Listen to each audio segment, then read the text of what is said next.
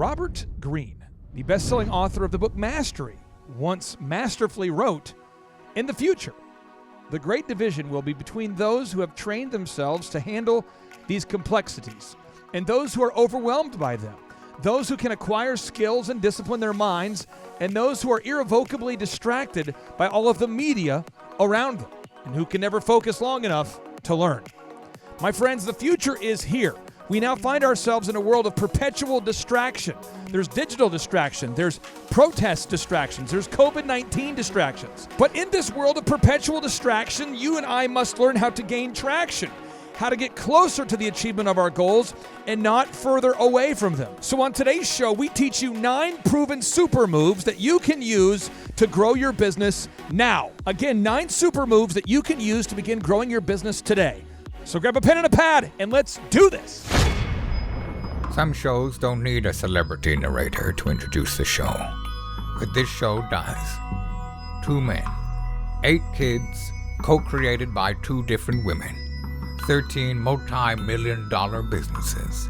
Ladies and gentlemen, welcome to the Thrive Time Show.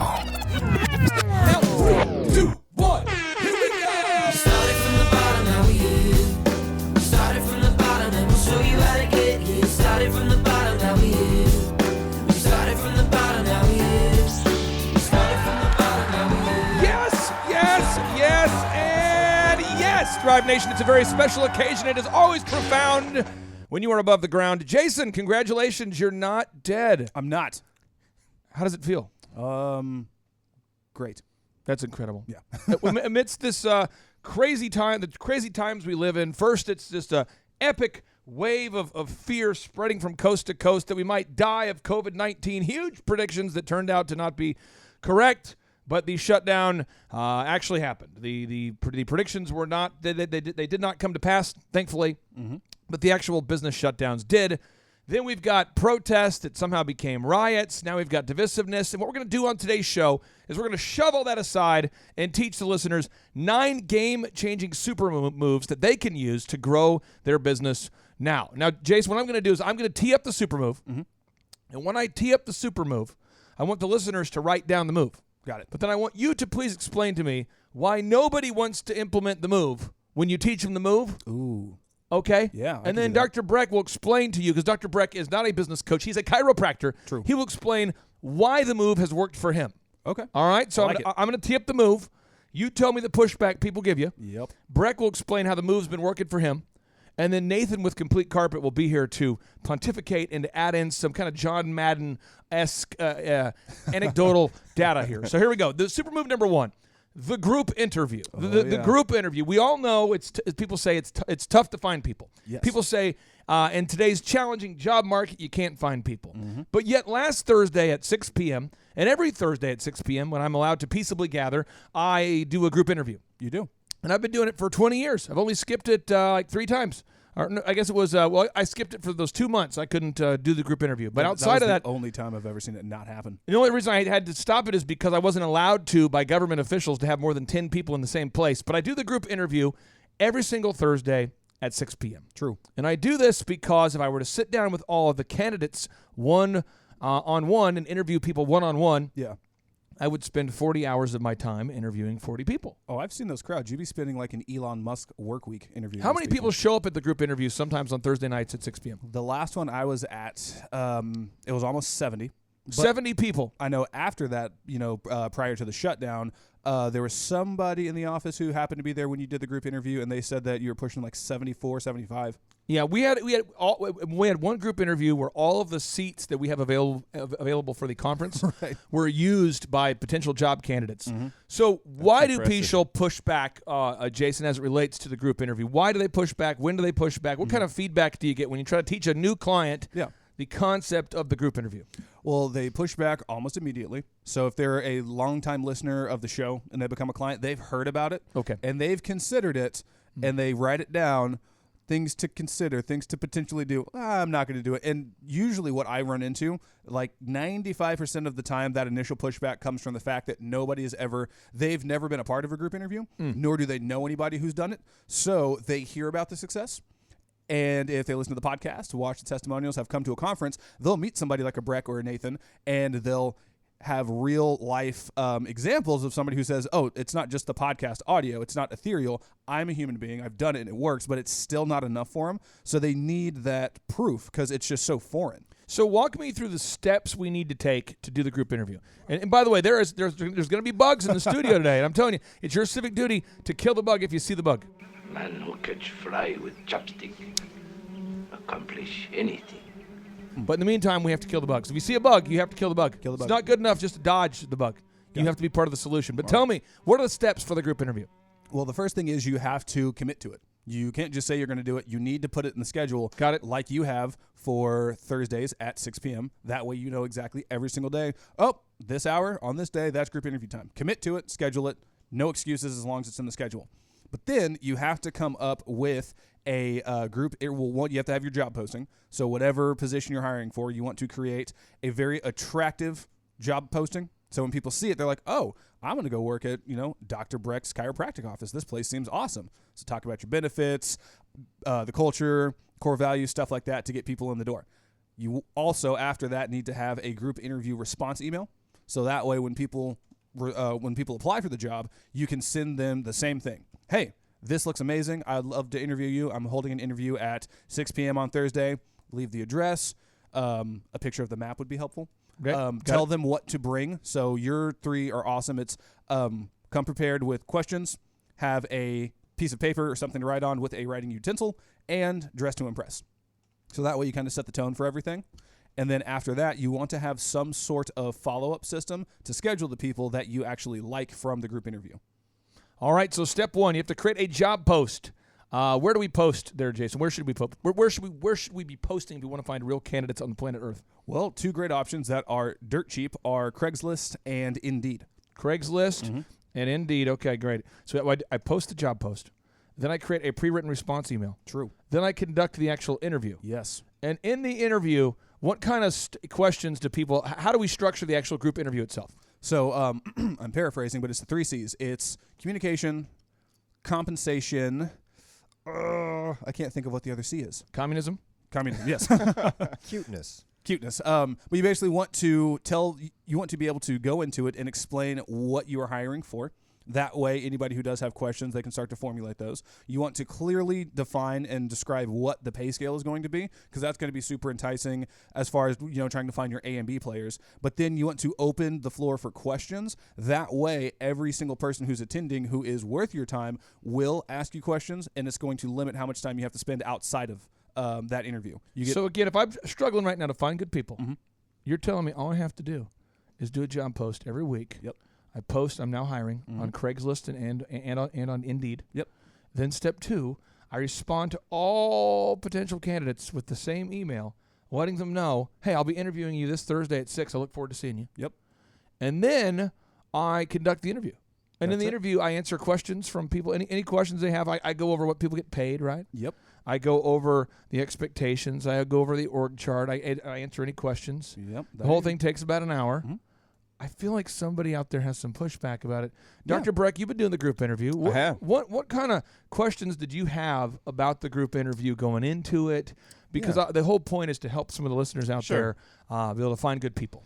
Well, initially, I had a lot of pushback myself as far as the use of time and, whether or not it would really be a good use of my time. And so what I found is, like you said, I would have a need that may arise long before I'm ready to even pull the trigger. Like previously you've talked about employees that were holding me hostage. Oh, yeah. And I didn't have a good person, a candidate to replace them with. And so that employee stayed in position far longer than they should have. And it was when you talked about that need that just really hit home with me and resonated with me, because I had that problem, that I was like, okay, I have to implement this group interview because I can no longer be held hostage by any one of my employees. And so that was my motivation for going ahead and pulling that trigger. Now, I want to make sure the listeners get this idea. When you mentioned that an employee had the potential to hold you hostage when you don't have a backup, it also works the other way. So let me give you an example. Yeah. We had a guy on our team about a year ago, maybe less than that, maybe 9 months ago, who was doing a very good job in the call center. and he said that he would like to be a business consultant. He basically wants to have Jason's job. Right.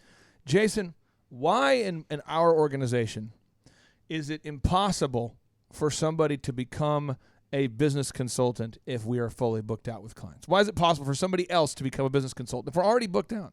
Well, yeah, I mean, you said it. We have already taken on as many spots as you would like, and the coaches are there to help fulfill those spots. And so if we are at a full roster, then it would be pointless to hire a coach if they don't have anybody. So we only work with 160 clients.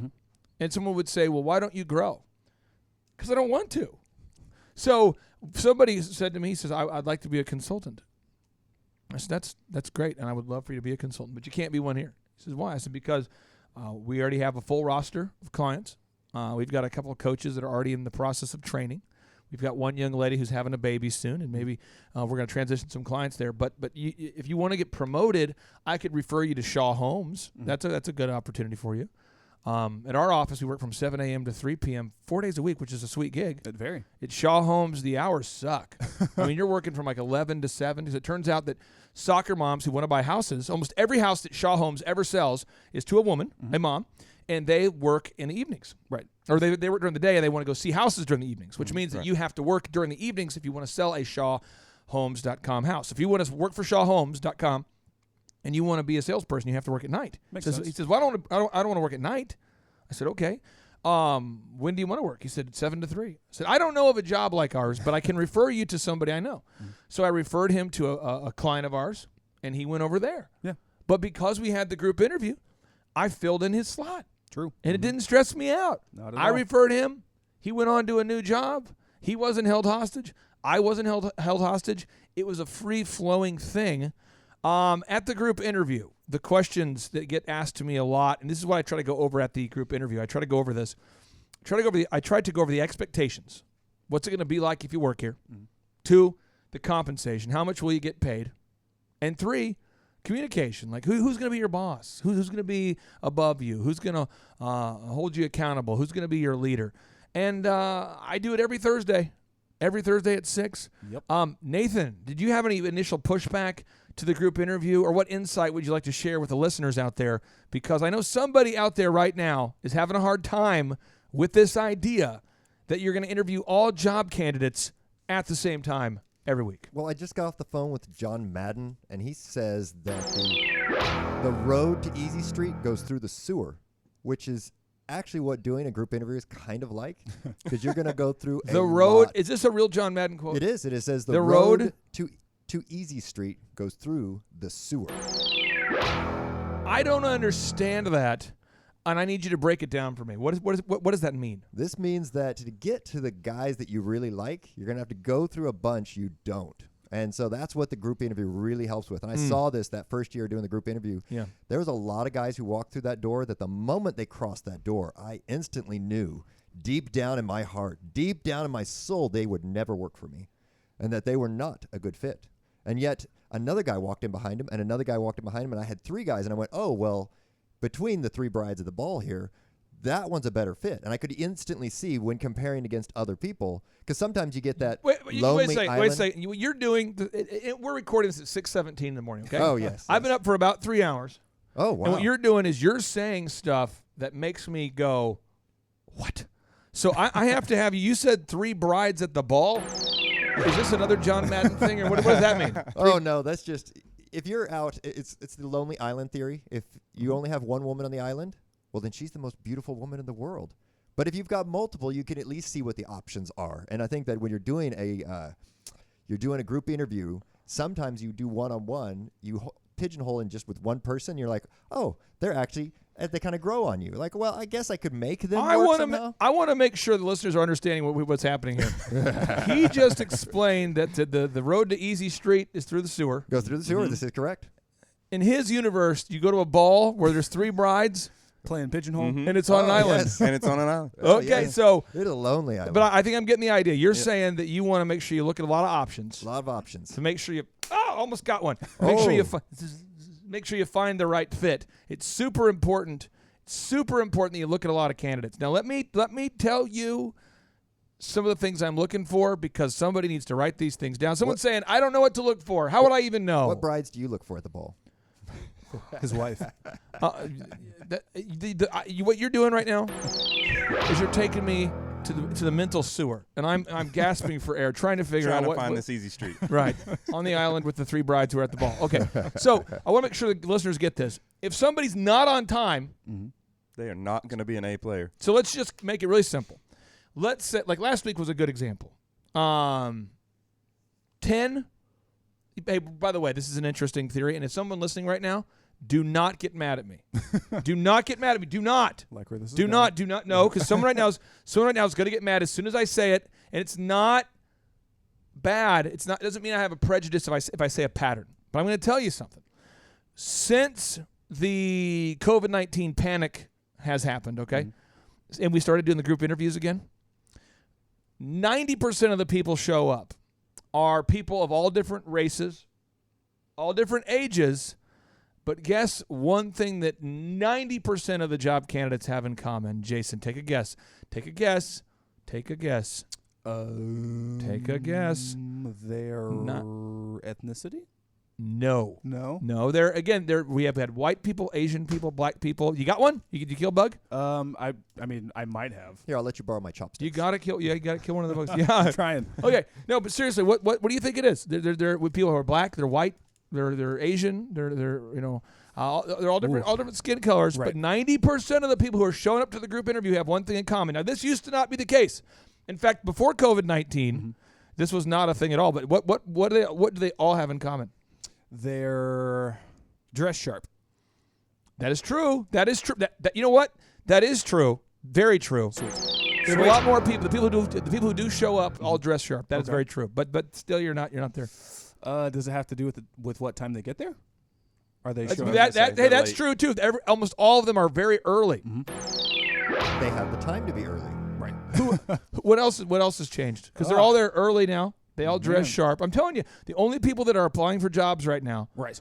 are people who are they get there early.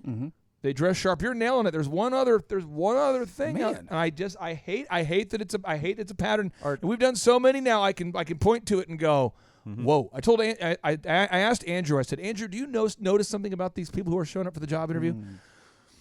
Are 90% of them alive? That is true. Well, they're all alive. They're all alive. okay. You get to make a point for getting that Man. mostly correct. I don't know. I'm beat. What is it? If I said I'm a bad person, I want you to be the bad person. Oh, I get it. Are they black? No. Oh, okay. They're all different. All different ethnicities. They're all on Right. time. They're single parents. No. Is that a black joke, Breck? No. You can't do black jokes before 6:23, let alone ever. And by the way, clarifier, because you're black, you can get away with it, or because you're not white, you can get away with it. We can't ever get away with it. Right. But before 6:23, it's pretty rough. It's too soon. I'm just thinking, 2 parents unemployed, they're making enough off the government. Maybe one's not. Yeah, So that's true. Breck, what do you think? It's tough. It's tough. If you looked, you said all ages, so Yeah, they're not all just ages, in all races, different they all category. show up early. They all dress sharp, a lot sharper than they used to dress. Because again, we have about half as many people applying now as we used to have. Yeah. About half as many show up now because some people are still afraid of the virus. Which, by the way, we initially predicted 2.2 million people would die. Neil Ferguson said 2.2 million people would die. Now we're down to about 88,000. And what happens is they're discovering that more and more hospitals have declared people that died in a hospice as having COVID, and everyone dies in a hospice, and people are dying of COVID-like symptoms. People with heart attacks, people are misclassified at the time of death, so that number keeps dropping. But what is it, Breck? Are they showing up with their voter registration as Republican and NRA card members? No, here you go. I'm going to whisper it. All right. I'm going to whisper it. They're all men. Really? Yeah. Really? Yeah. It's a I thing. almost guessed the opposite. It's crazy. That is kind of crazy. And I'm gonna tell you this. This is something that's gonna freak some people out. Someone's gonna get upset. But I tell the truth. I don't really care. I'm just warming you up here, making sure that someone gets ready for this. I've looked at a lot of surveys and a lot of statistics, and more importantly, I've talked to hundreds of people about this. And this whole attempt to shut America down with the fear bomb dropped on us by Neil Ferguson and the Abdul Latif Jameel Institute that predicted 2.2 million deaths. Right. It's fear. Right. And as a general rule, if you put a mouse in a house, if a guy sees it, they're like, Well, I'll tell you what, I'm going to kill it.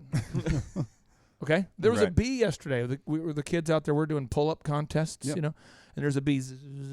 And I go, okay. So I killed it. And then Oh, man, you got to kill the wasps. Don't my kill the daughters bees. are going, my daughters look at it, they're like, "Whoa." They didn't really say a lot, but my daughter's friend, she says, you killed the bee? You killed the bee? You know, because you can't believe I killed a bee. Right.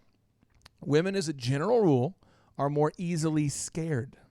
And so what's happening is they're not coming to job interviews. And the women that are showing up are bold. They're handshakers. They're not afraid. But I'm telling you, it's bizarre. I mean, we used to have, I would say at the interview, typically 6 out of 10 candidates have always been female. Yeah. It's what I don't Well, know. I mean, the last one that I was at, where you guys were like pushing 70, Yeah. Shaw. I think it was Shaw and Total Lending Concepts Yeah. were like the main recruiters. But oh my God, 80% of the audience was female. Yeah, I mean it's so, and again, 'cause we're doing job posts for Shaw Homes, Meadowbrook Country Club, a lot of sales positions, Yep. and for whatever reason, home sales, more women apply for that job than men. But I'm telling you, there is like no women coming. I think it probably is 97% men that show up. It is the craziest thing ever. And I've just been doing it every week, and I just see these patterns. But anyway, if I'm just telling you, if you're out there today, you want to do the group interview. Yes. Because last week I interviewed approximately 40 people in 1 hour. And these are the things I'm looking for. If you're not on time, you're not on my mind, period. I write you off. Yep. All right. Second thing is I open it up. I say, hey, guys, today we're going to go over expectations, communication, compensation, or whatever you want to go over. You can ask me any questions at all about this job. And then if I'll analyze said resumes, and I'll schedule a shadow. I'll basically, if tonight goes well, and if I look at your resume, I think it's a good fit, then I'll schedule a shadow day where you can come to the job for like an hour or two to see if it's a good fit. And I say, so folks, I'm going to call out your name, and if you have any questions for me, you can ask me. This is your chance. Second move, people that don't ask me any questions at all, I'm almost done as well. Yeah. Because a curious mind is the mind of a person who is successful. All right? True. All right, a curious mind. So if you're late, I won't really consider you. If you don't ask questions, I won't consider you. Third is if overall the atmosphere of having to compete for a job, if that bothers you, Yeah. I'm done with you as well. I had a guy storm out once. I was helping a client of mine. What is this? You mean I have to compete for a job? and this is the craziest thing, was he was 15 minutes early. He beat every other candidate there. Oh. He was the only person for a like general labor job who showed up dressed like he was going to church. Everybody else, they just walk in, trucker hat, But he didn't like no that. sleeves. He didn't like that competition. No, as soon as we got it up and rocking. So I was waiting outside just to make sure everything was cool. He comes storming out and he looks me in the face. He was like, "You in charge here?" I'm like, "Well, no, I'm just helping out my You in client. charge That's- here? that's Hey, the your manager." redneck voice is getting better. Thank you. What you want to do though? Let's work on that a little bit. I was hanging out in Sepulpa yesterday, so Were you? Yeah. You in charge here? It's gotta be slower, I think. Yeah. You in charge here? got it. Are you in charge? Is that it? How, More nasally. Yeah. Yep. Are you in charge here? That was more like it. And I was All like, right now. well, yes, sir, I am. And he's just like, well, I'll have to be slower. Well, nobody told me this was going to be a group Nobody interview. told me this is gonna be a group interview. And then he just made a beeline for the door, just stormed out. was it a slow beeline or a fast beeline? very fast, faster than he talked. Well, I'll Please tell don't you go what, straight, I'm gonna get out of here. Well, But yeah, he was pissed. Well, and that's one of the things I actually like about the group interview is we don't really fully come out and tell them it's going to be a group interview. I mean, there's things about the email that we send back that kind of will allow them to know, but we're not very explicit about it or very clear. yeah. And so we tell them, we're going to reserve a spot for them. And so if they're sharp, they're going to pick up on that. But I like that oftentimes it creates this certain little bit of uneasiness, and you see how people respond to that. Yeah. And that's a great part of the interview process is, do you rise to the occasion? Do you fold? Do you fall? Do you clam up? Because I need somebody who's going to be able to do that. They're going to have to be in different situations, and they're going to have to be able to respond on their toes. So super move number 1, though, I'll make sure we get this. It's the group interview. Now, if you want to hear me actually do a group interview, and you can, what you want to do, let me do a Google search real quick here, because I know somebody wants to actually just hear me do it, and that's fine. We can do a search right now for group interview. It's let me type in group interview. This is how we do it. That's a little Montel Jordan there. So let's see, I got it here. Okay, let me see. Thrive Time Show Yes. Okay. I'll put a link to it on today's show notes, or you can Google search the group interview. This is how we do it. And you can listen to the actual group interview audio. And I know somebody out there needs to hear it. So you can listen to it, and that would be helpful for you as well. So, again, the group interview. Now, after the interview goes well, I say, hey, I'm going to have X, Y, and I'm going to have certain people stay after for additional questions. So if I have like 5 or 6 people that I really think are potentially a good fit, I'll have them stay after, ask them a few one-on-one questions, and then I schedule a shadow day. I love that move because these are the people who stood out enough to get your attention in a sea of, almost 100 people. Yeah. And the last one, I think you kept like 7 or 8 people. Again, it was across multiple industries. So I was like, wow, that's a lot. But you're like, okay, so Breck, Nathan, Clay, I'm going to have you guys stay. Well, so let me preface this. Everybody else, unless your name is Breck, Nathan, or Clay, we're going to call you tomorrow previous to 9 if it's a good fit. So keep your phone on you. So those people are thinking, yeah, we're being considered. They said they're going to call us previous to 9. And then the 3 of you are left like, okay, so, I just have, you always say, I have a few questions about your resume I wanted to clarify. And then they just kind of like freeze for a half a second. Like, wait, what did we do wrong? I think they're in trouble, maybe. Right. Mm-hmm. Okay. And then you let them know. You do clarify. You say, you're not in trouble, But it's like, but if you come up here. it's like, Jason, you have to go to the principal's office now. You're not in trouble, but he wants to talk to you. We have some questions. Now, what we're going to do, again, before we move on to this group interview, is we need to address a topical thing that is being discussed everywhere. Is people, when it comes to hiring, it gets kind of weird because people say, how do you build a good culture? I get asked that all the time. Well, how do you build a good culture? And I say, well, the word culture just means that which you allow to grow. So you only want to bring in good people. Right. Jason, think about our office staff. Love them. Our team, let's call it 45 people. How many of those people are white men? Oh, man, I'd have to How many of them are women? count. How many of them are it's so not diverse. white? How many of them are not white? Me. How many of them are not white? No, of the group. A lot. You think you have? Easily. Oh, yeah, and see, so, again, it's not a race thing. It's a values thing. Exactly. It's a values thing, not a race thing. So what I want to do is I want to cue up this audio. This is Kanye West, who I think said it the best I've heard recently. Candace Owens has a great voice on this. I really love what Ben Carson says, but Kanye brought it home. Thought this was great. Actually, one of my clients, a guy one of our mutual friends and clients, Marty, was telling me that his daughter is a fan of Mr. West. Oh, yeah. And she's kind of switching teams because of the things that Kanye West has been saying. Yeah. So listen to Kanye West discussing race, okay? Discussing race. Here we go. Let me cue it up. Let me get the audio pulled up, and here comes Kanye West in your ear. They were fighting for us to have the right to our opinion, not the right to vote for whoever the white liberals said black people are supposed to vote for. You get what I'm saying? And then James Corden went in and said, well, this president, you're Christian, and this president, I don't see anything Christian about him. I said, okay, so last year y'all tried to tell me who I'm supposed to vote for because I'm black. Now this year, white liberals trying to tell me who I'm supposed to vote for because I'm Christian. That would be like, I live in Calabasas, so every one of my cars got to be a convertible, huh? It's just all based on y'all vision of what I'm supposed to do. We are in a country where we allowed to like whatever we like. So in my office, I don't make hiring decisions based off of race, but I do make them off of values. Right. It's super important that you figure out what your values are before you start interviewing people. You have to know what you want in your office. And I cannot handle high maintenance gotcha question asking people. So gotcha questions are where you ask a question that's designed not to get an answer, but to get someone in trouble. Yep. So at the group interview, nefarious idiots will oftentimes, I'll say, what questions do you have about working here? And a nefarious idiot will commonly say, what percentage of your employees are women? And you're looking around like, really? Is that the question you have about the job? Right.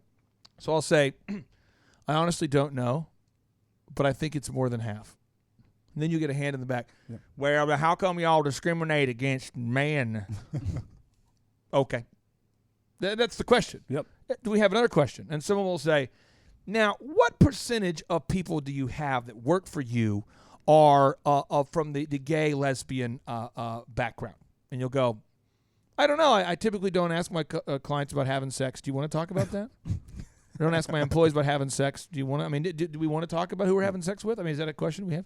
Do we want to go there? I mean, but there's people that's what they want to do. Exactly. And so you've got to look at, and I'll tell you when I'm doing the group interview, if somebody asks a weird question on my little list, I have a sign-in sheet. I've seen it. I cross your name off the list right away, and I don't hire you.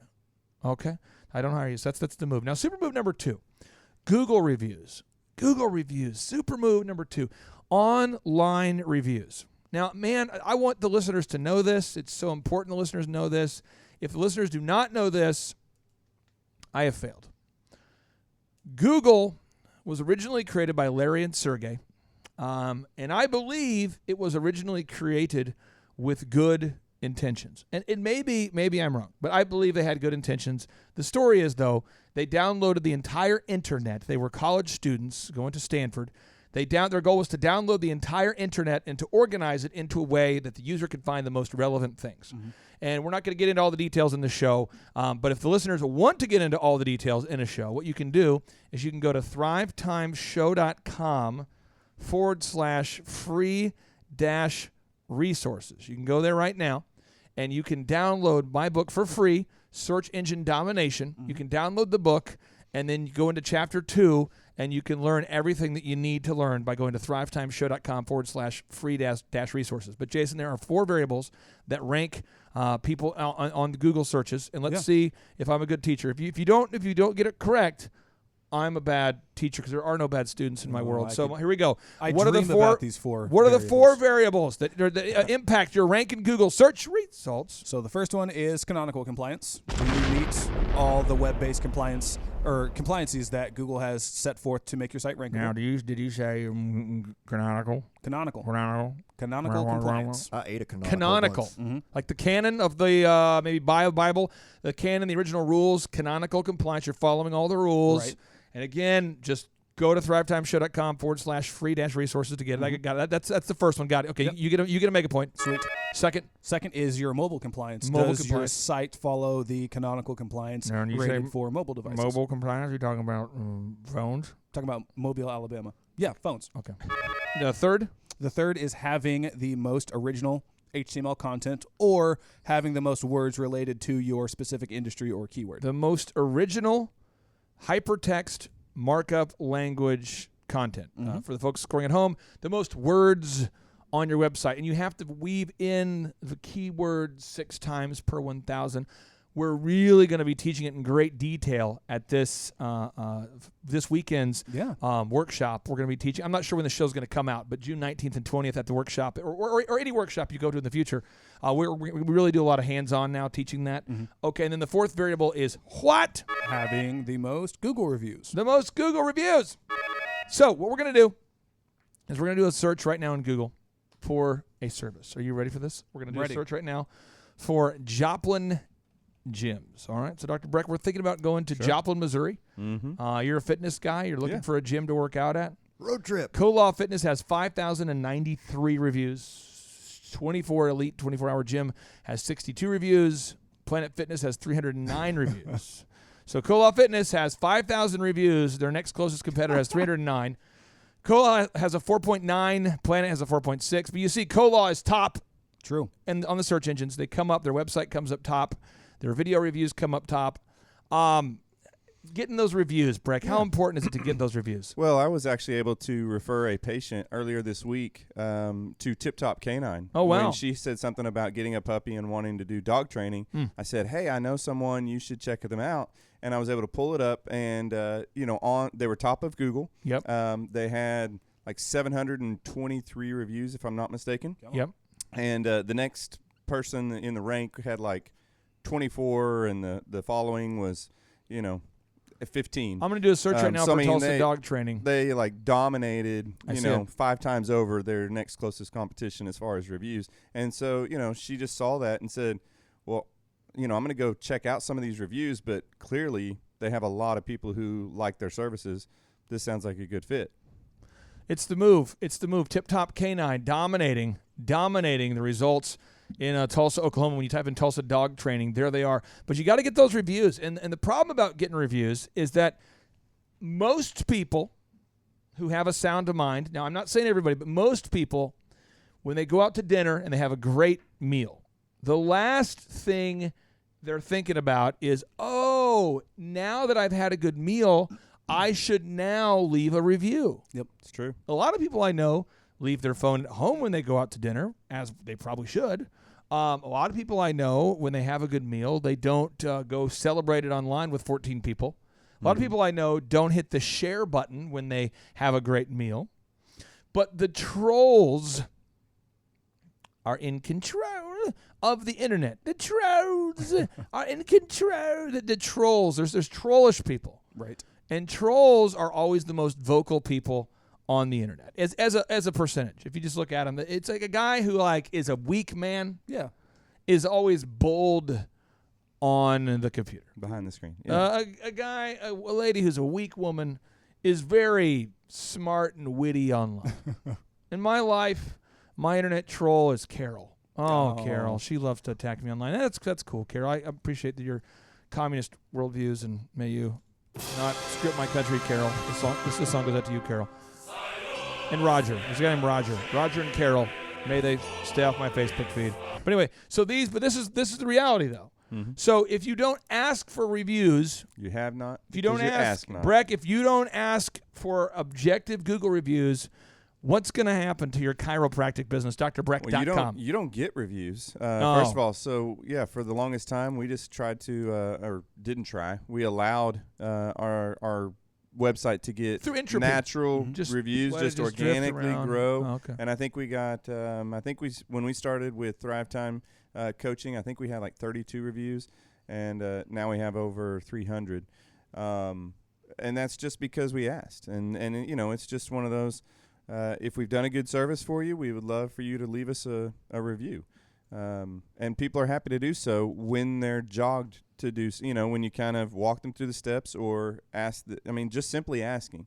I have no problem with asking. It's just something I hadn't done before. Now, if I do a search right now for Tulsa carpet cleaning, and I know a lot of our listeners are going to do that, I'm going to search right now for Tulsa carpet cleaning. A lot of great competition, but I see Complete Carpet coming up top in the search results with 555 reviews. The one company that I worry about, it's your competition, Nathan, the one that I worry about is Zero Res. I'm sure they're great people, but they're getting very aggressive on getting those Google reviews. And, you come up twice in the first 10 on the web pages, as well as you have the most reviews. But again, it's something we have to think about all the time, getting those reviews. Talk to the listeners out there. Where did you maybe initially have what were your initial thoughts when you were told you needed to get Google reviews from as many customers as possible? I may be the weird guy, but the first time I heard about this was at a Thrive conference, and I'm sitting there, and if you go to Thrive conference, you've got to take a really big notebook because you're going to be taking copious amounts of notes. There's going to be more stuff there than you could unpack in really probably, what do you think, Dr. Breck, 6 months or a year into your practice? Easily. You're still trying to build your business. You're like, I'm still going through the notes I got from that. And the one that I said, what can I do today? What can I do right now after I get out of the conference? And I actually had a job scheduled after the conference at 5 o'clock. And so I actually went and got my first review that same day. Right there, I said, well, you said the thing that is hard about doing it is just asking. And I just asked the first person, and they looked at me and smiled and said, sure. And, actually, I just got off the phone. You probably sank back and you're like, I did. I was like, wow. I'm sure it was the worst ask of all time. I'm sure it was something like this. It was like, so if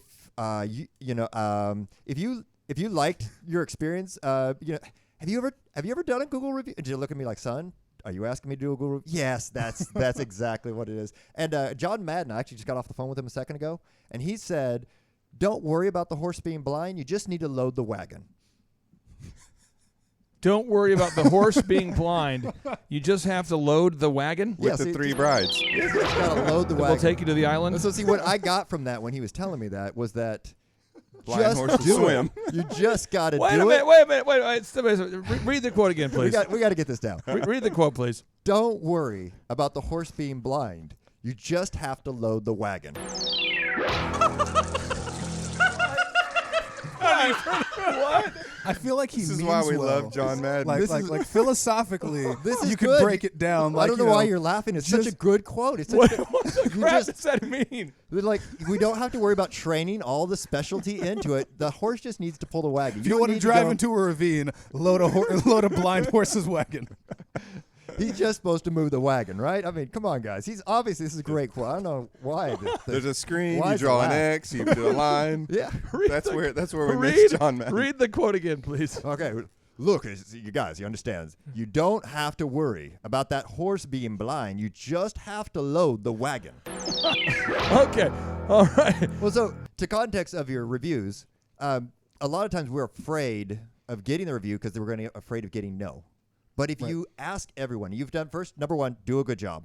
But if you've done a great job, people are going to feel a sense of response. They want to tip you, they want to refer you, or they want to review you. And those are the three things we shoot for in our business every time, is that we're shooting for a tip, a review, or a referral. Because that shows that you have done it. If you're not getting those three things, you got to work on your business. You get better at your business. I Make got to a work on it. better I don't product. get tips ever. There's Really? there's a comedian back in the day, or his name is Frank Caliendo. Oh, yeah. And he does a really great impersonation of John Madden. And I want you to hear the best of Frank Caliendo talking, because John Madden loved Brett Favre. Mm-hmm. And John Madden used to talk about Brett Favre all the time, how great he was. Yep. And this is Frank Caliendo impersonating John Madden, discussing the greatness of Brett Favre. Here we go. If you could only have one guy, just one guy, that you put in the Pro Football Hall of Fame, I don't know why that would be. Maybe because there's a small Hall of Fame and there's a fire inspector that says you can only have one guy that can go in that Hall of Fame. That guy, I mean, that guy's going to be Brett Favre. He could do things on the field that nobody else could do. I mean, he could do things most people couldn't even imagine doing. But as amazing as Brett Favre, the player, was, let me tell you about Brett Favre, the man. Back in 2004, we're talking to Brett Favre at Lambeau Field, and we're just having a normal interview, and a squirrel came running across the field, and I guess it tripped and injured itself. I wasn't really paying attention to the squirrel, but Brett Favre, in the middle of the interview, saw the squirrel trip, and Brett looks at the squirrel and says, "Oh no, that squirrel is limping." I mean, I didn't even know a squirrel could limp. So Brett Favre runs over and helps that little guy. Brett Favre made that squirrel a little cast. And then he made little squirrel crutches. I mean, who makes a squirrel crutches? I'll tell you who does. Brett Favre does it. And most people would have sent that squirrel on its way. But Brett Favre was worried that squirrel wouldn't get away.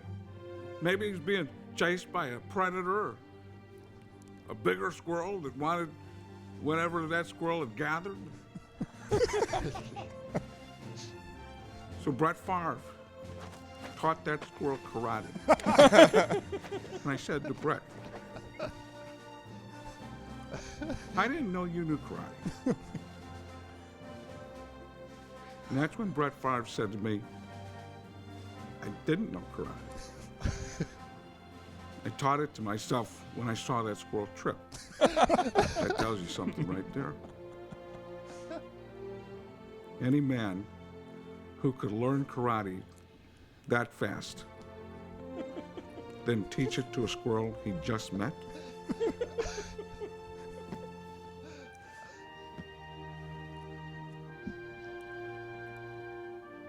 I don't know anybody else like that. And I never will. That's a squirrel. Now, this is the real John Madden talking about a water cooler. I want the listeners to know this is the real John Madden here. Here we go. Let me cue it up. This is Brett. This is let me do John Madden first off. We'll do John Madden talking about the bucket. Here we go. There's we see the buckets. Now there's a third bucket this week. I think what happened, there's always been like a mother and father. Like this is a father bucket, this is a mother bucket, and since the last game, they had a baby bucket. So this is a baby bucket. So they got three now. There's always been two. One's going to go to Parcells, One's going to go to another assistant, and one will go to a player later in the game. I guess that clears up the question as to whether they're married or not. Well, yeah, well, they got married. Yeah, they got married in that baby bucket. That's Ruth's son over the right side and out of bounds by Steve Wilson. That's the bucket. Well, yeah, I mean, the bucket, that's how big it is. I mean, third year in the league.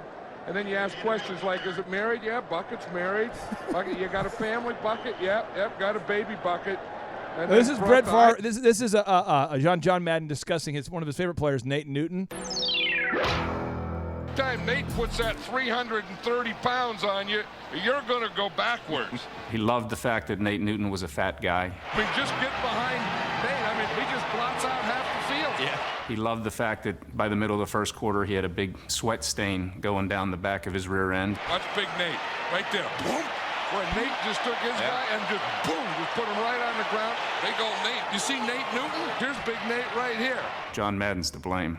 And then the minute it's over, you got to pull the pants up. You always block, and then you pull up your pants.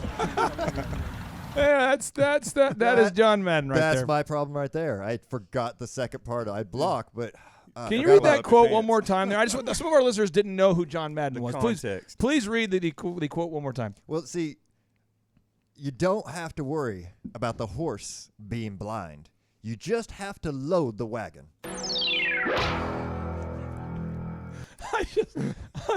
Okay. Now, super move number 3. This is so big. Super move number 3. You got to get video reviews. Yes. Now, the fun fact that everybody needs to know, I want to make sure all the listeners know these moves, okay? 90% of consumers, according to Forbes, say they read reviews before buying a product or service. 90%. Turns out that's a large percentage. True. This just in. Over 90% of people read reviews before buying something. So let's recap the moves. Super move number 1. You've got to do a group interview. Jason, would it shock you if I told you that according to the U.S. Chamber of Commerce and CBS that 75% of employees admit to stealing from the workplace and most do so repeatedly? It would not surprise me much anymore. 75%. That's a lot. Fun fact, 85% of candidates now lie on their resumes, according to Inc. magazine. Is that shocking to you? No. Should be, but it's not. I'm jaded. All right, so super move number 2, though. So, again, super move number 1, we got to do the group interview because we have to look at a lot of candidates to find the right one. Super move number 2, we got to get those Google reviews because we need to know that 90% of consumers say, hey, I read the reviews before buying something. Yeah. But move number 3, and this is one that is not – I'm doing a poor job of making it connect with our listeners because I don't see enough of it yet. Right. Video reviews. Oh, they're so Video reviews are really doing some powerful stuff right now. I can't tell you a percentage, but I can give you just anecdotal feedback on this. I've got a lot of clients that sell big ticket items and clients that sell smaller ticket items. But I'll list off 3. One would be PMH OKC.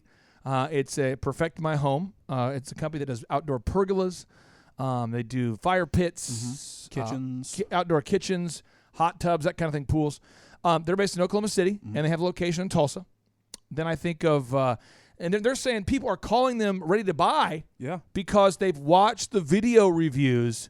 So we're talking about people who are spending $50,000 who have clearly made up their mind before they even get there. Which is like the ideal customer. ShawHomes.com has grown. Shaw Homes, when they started off as a client, we were at $24 million of revenue before I met them.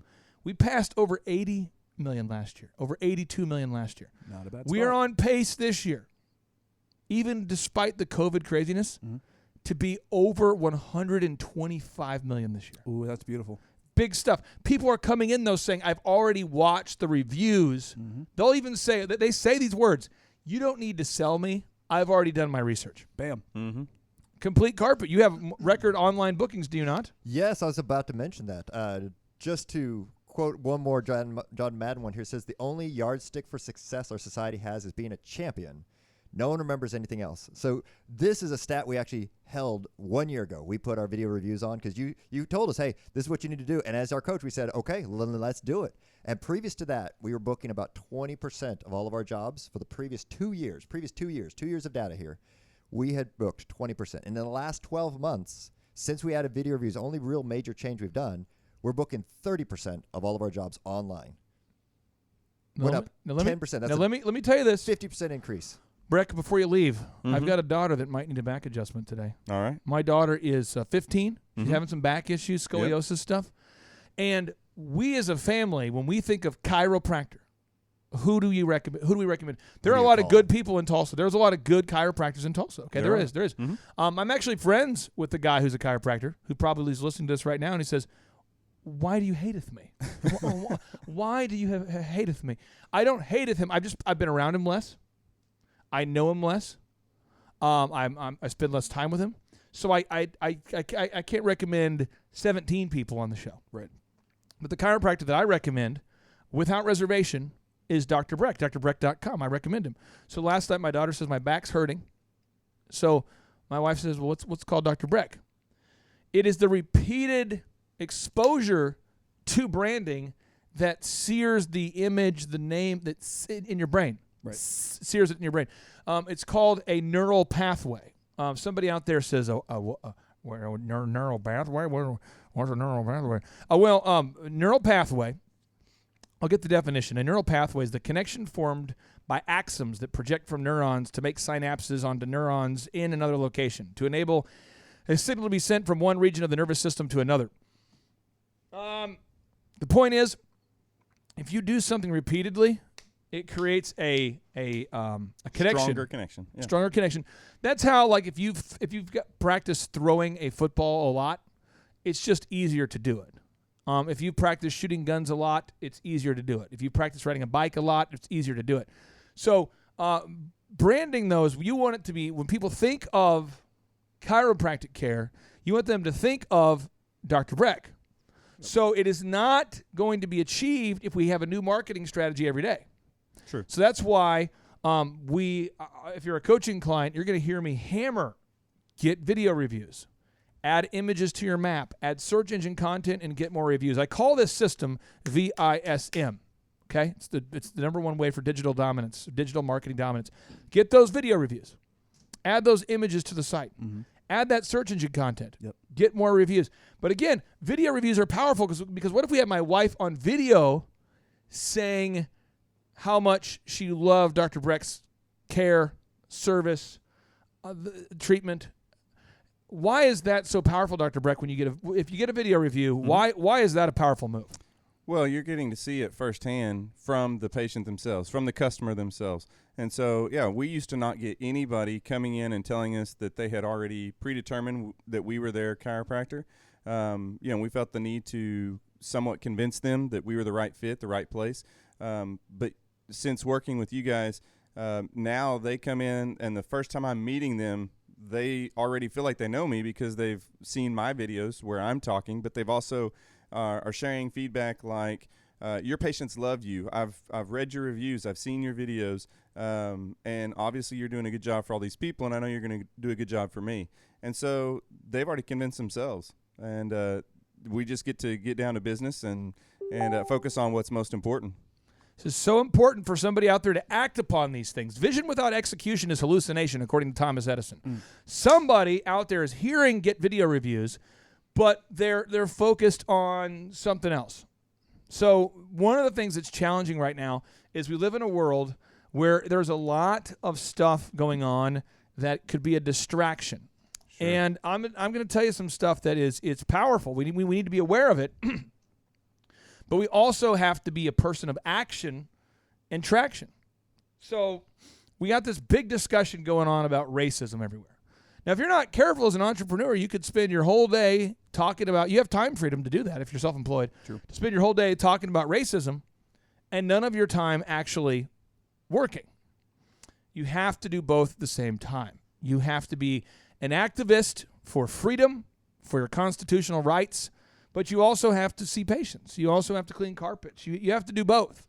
And so what I want to do is I want to make sure the listeners are getting this idea, because if you have employees who work for you that simply refuse to get reviews, you've got to let them. You got to let them go. Right. You set a standard. You set an expectation. If somebody fails to meet that expectation, you need to remove them from the situation. That is law and order. That's the idea. Right. I'm going to cue up audio, though, because right now we have a big debate in our country Mm-hmm. and it's not even a debate. It's jackassery being pitched ad nauseum by CNN, by MSNBC, by essentially Bill Gates and China are pushing this concept that maybe we need to defund the police, remove the police. And this is very interesting, by the way, folks, for the listeners out there. The gentleman who is at the epicenter of pushing, the gentleman who is funding many of these causes that are pushing for Antifa, for the folks out there that don't know, there are a lot of African Americans, a lot of Asian people, white people, whatever, that are gathering right now to peaceably protest, which is great. That's a great thing. But there is a group of people called Antifa, and Antifa is an organization that is a terrorist organization that has taken over parts of Seattle, that shows up at these riots, and they actually pay people to throw bricks. It's a crazy thing. And that organization is largely funded by George Soros. Now, you might say, who is George Soros? George Soros is a billionaire, makes his money in a lot of different ways. But I thought I would cue up audio of George Soros explaining his background. To go back to the very... So this is George Soros explaining his background. And just so we know here, George Soros was born, he is Jewish, and he was born during the time of Nazi Germany. This is George Soros explaining what he learned from his experience during Nazi Germany. Now, just so we know this, George Soros was to be killed and taken to a death camp, but his father paid officials to forge documents so that people would think that George Soros was not Jewish. That's how he survived. His father paid money to allow him to escape the death camps. This is George Soros explaining what he learned from his time during Nazi Germany. You have to go back to the very beginning, to Budapest, where George Soros was born 68 years ago to parents who were wealthy, well-educated, and Jewish. When the Nazis occupied Budapest in 1944, George Soros' father was a successful lawyer. He lived on an island in the Danube and liked to commute to work in a rowboat.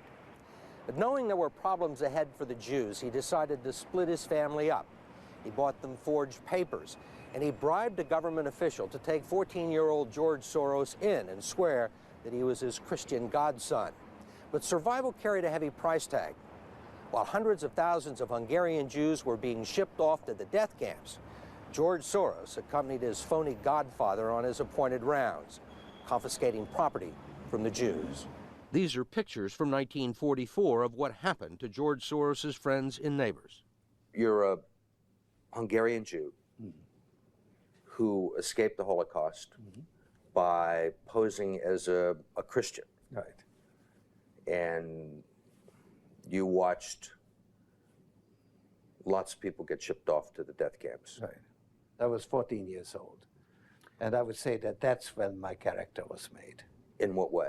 That one should think ahead, one should understand and anticipate events, and one is threatened. It was a tremendous threat of evil. He said the thing that he learned most from the Nazis who put to death millions of Jewish people. He said the thing that he learned, again, he participated in the forcible removal of the Jewish people from their homes and the separation of them from their stuff and the forcible incarceration of the Jewish people and taking Jewish people to death camps. He participated in taking his family and friends to death camps, and he said the one thing that his takeaway was that one should think ahead. We continue. Evil. I mean, it was a very personal experience of evil. My understanding is that you went out with this protector of yours who swore that you were his adopted godson. Yes, yes. Went out, in fact, and helped in the confiscation of property from the Jews. That's right. Yes.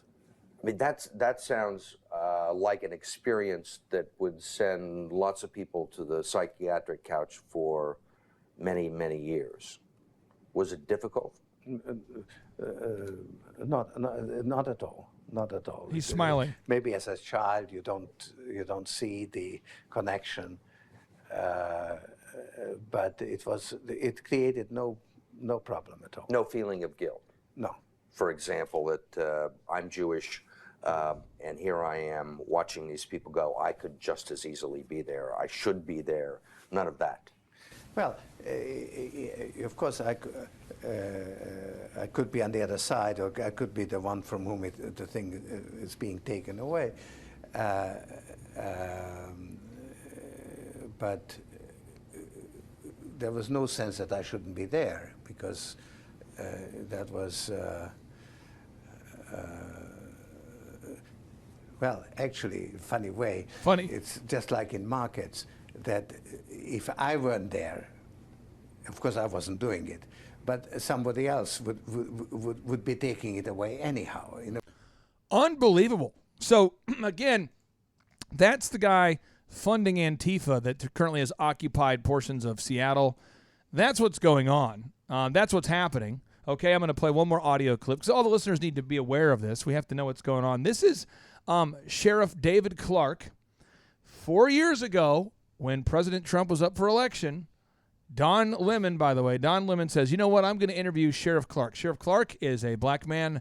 Don Lemon is a black man. Don Lemon works for CNN, and Sheriff Clark is a sheriff from Milwaukee. So he has him on the the show. So you guys are related. I knew it. I could see the Clark with an E. resemblance. So this is Sheriff Clark being interviewed by CNN's Don Lemon 4 years ago.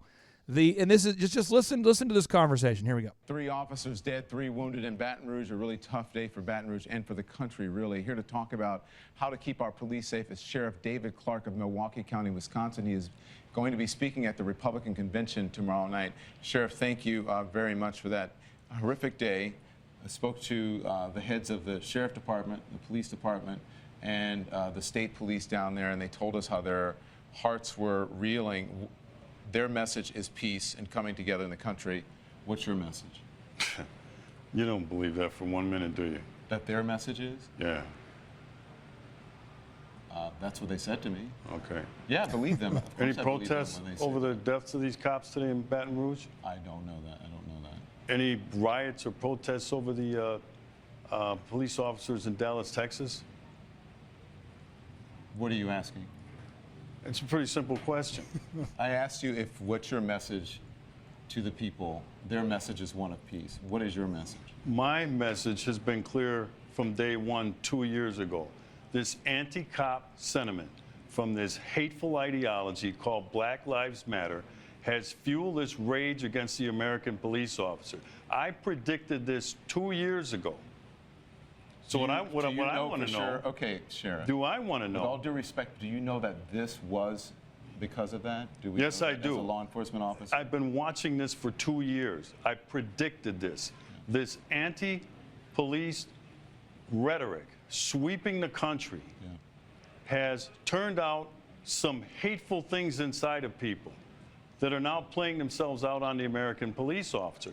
I want to know, with all of the black-on-black violence in the United States of America. By the way, when the tragedies happened in Louisiana and Minnesota, you know that 21 black people were murdered across the United States? Was there any reporting on that? There was a black officer who was killed today. But was there any reporting on that? Sheriff, please, let's just keep the volume down here.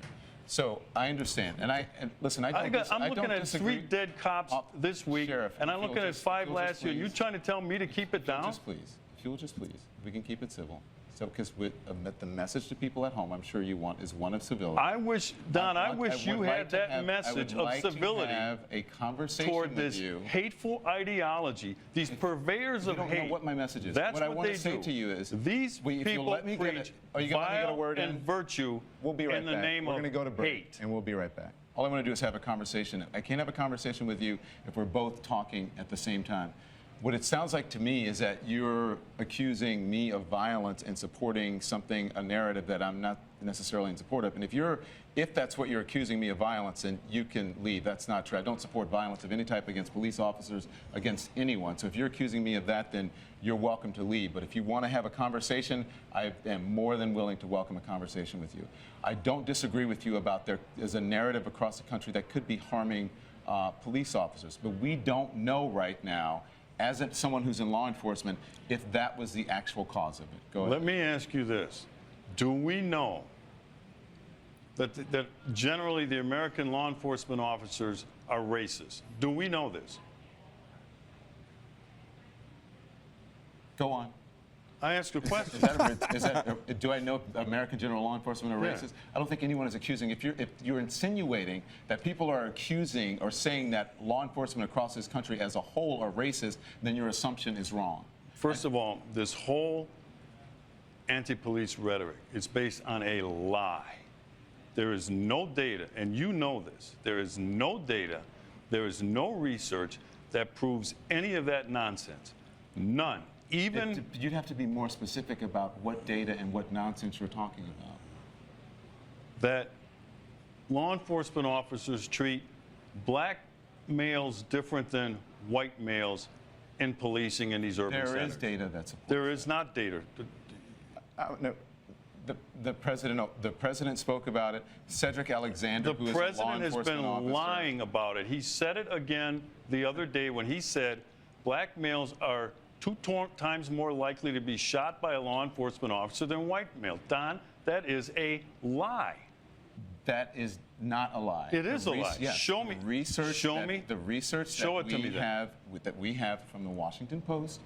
That The Washington facilitated Post study. debunked There's that also nonsense. There's also research. He also said this, Sheriff, Don. There's also research. He from continues. A Harvard professor that also showed that black people are treated more aggressively by police officers. No, you are than other wrong in your interpretation of that Harvard study because I read the study. That's not what he said. He said he was surprised to find that in shootings of the most severe in shootings that he found no evidence that there was a difference. Also, it should be noted that that study was a very small sampling of police departments across the country. Many people did not find it credible, but it is also interesting that in that research he found that blacks were treated differently when it came to aggressive policing, but for the most egregious shootings he found no difference. That's what that study showed. Well, based on what? Just generally? Are we talking about high crime areas? Are we talking about police officers being under attack? Because let's go back to where this whole thing started in Ferguson, Missouri.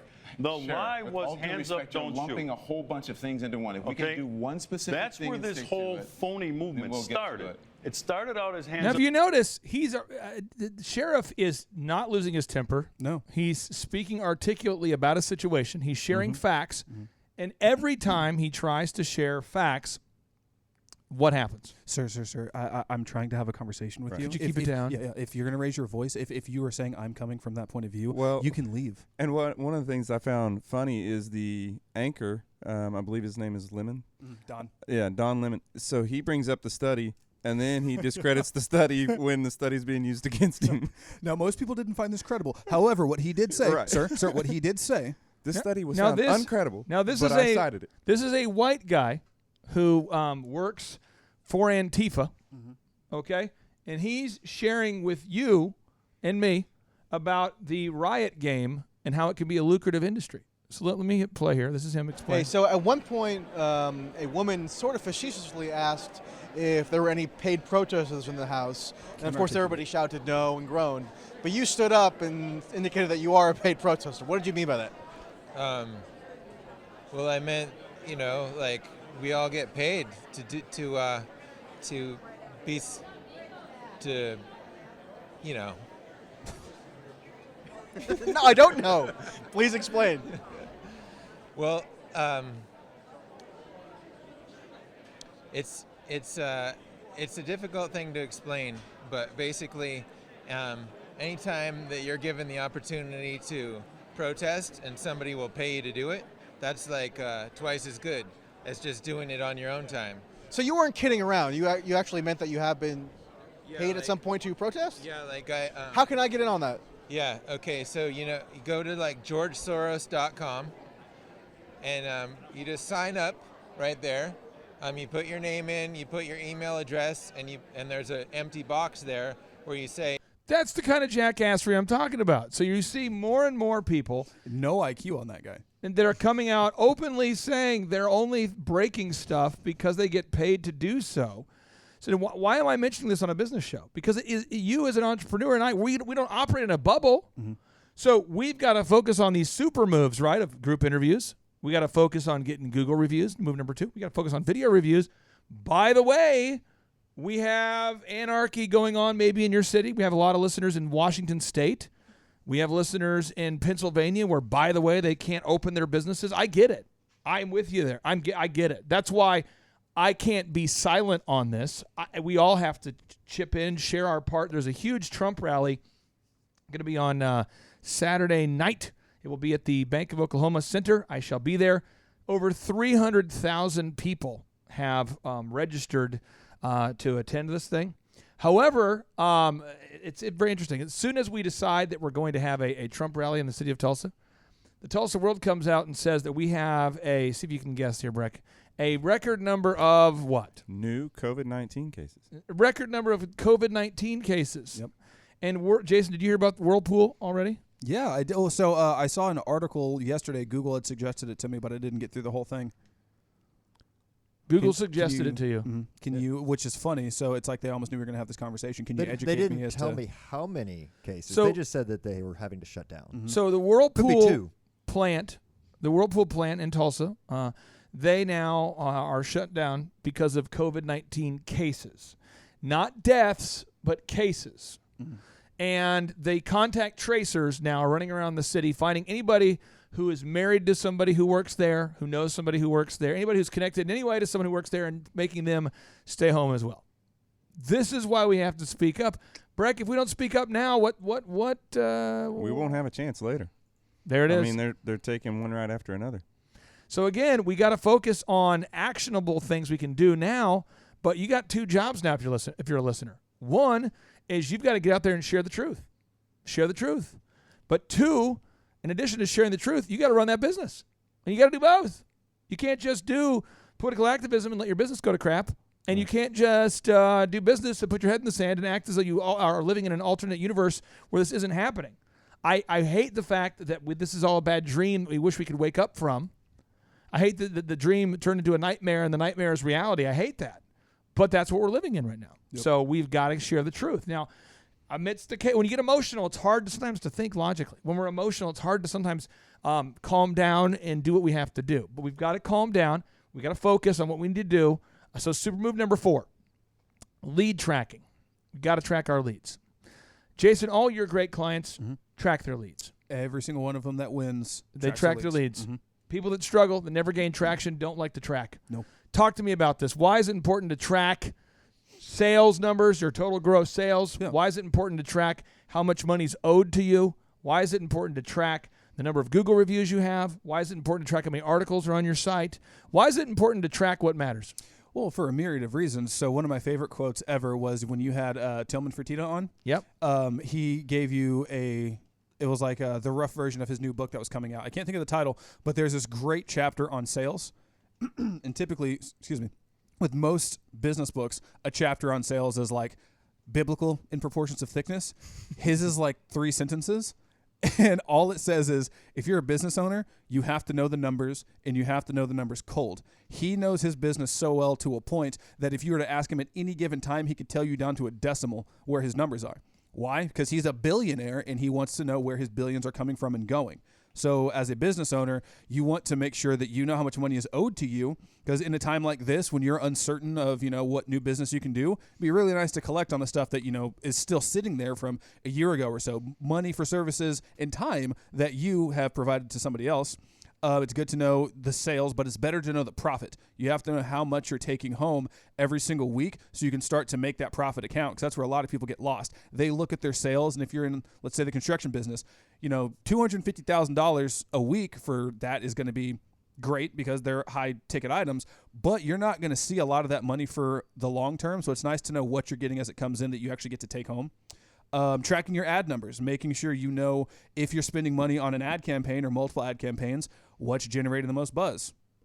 Tracking the reviews, you have to know if your company is growing. Are the people hitting those key performance indicators that you set as far as getting that content that's going to help you guys rank?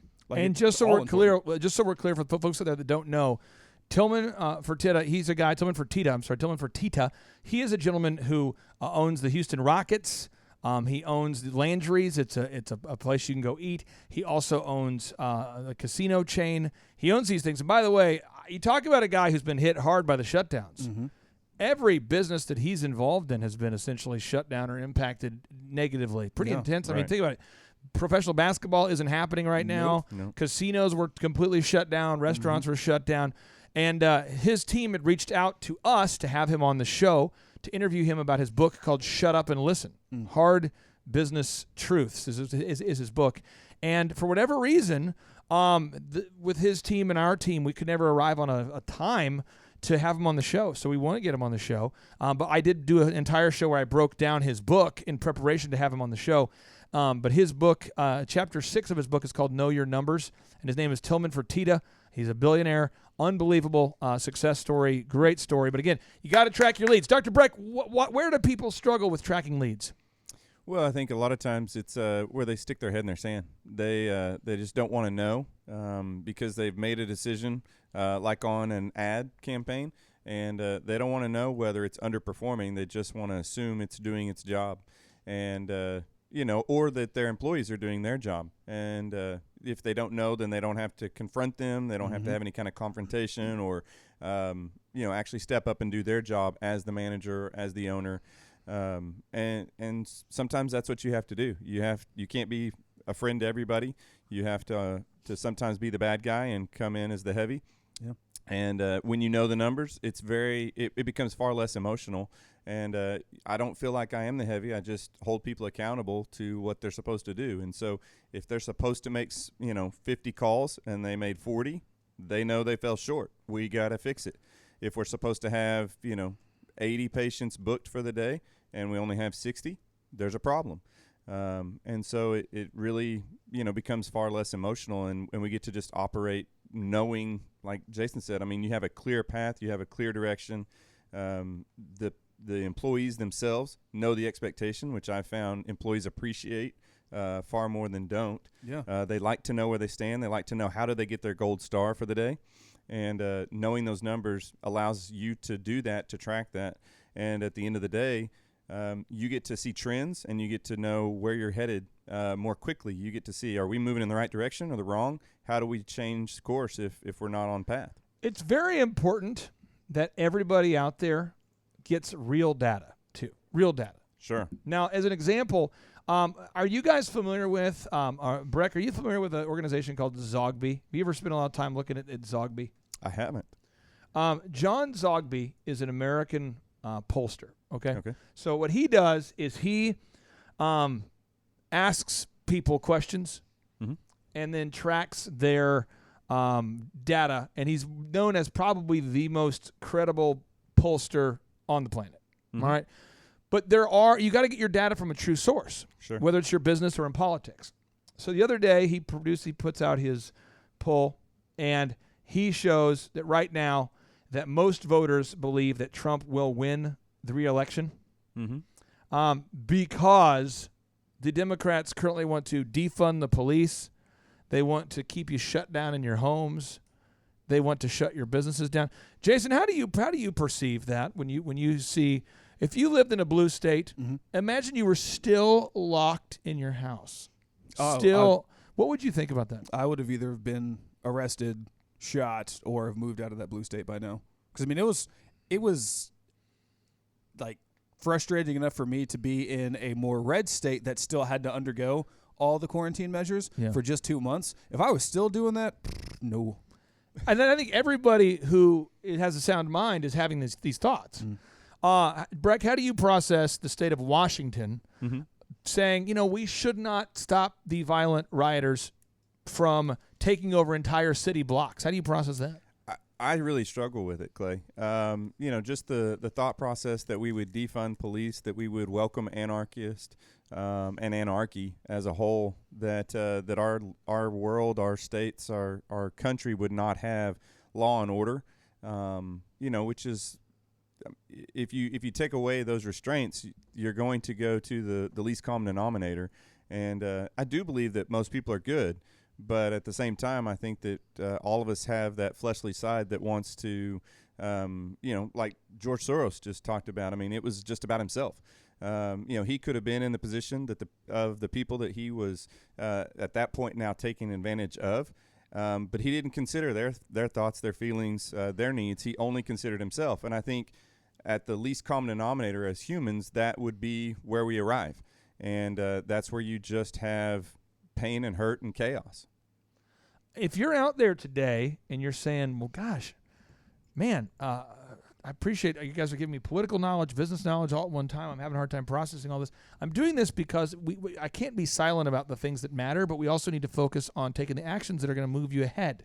You've got to gain traction in a world of perpetual distraction, all right? So you've got to gather real data. And I see a lot of times when people are tracking, they have their wife who's doing the tracking or their husband who's doing the tracking because it's a small business and they're reliant upon someone that they're married to to give the data.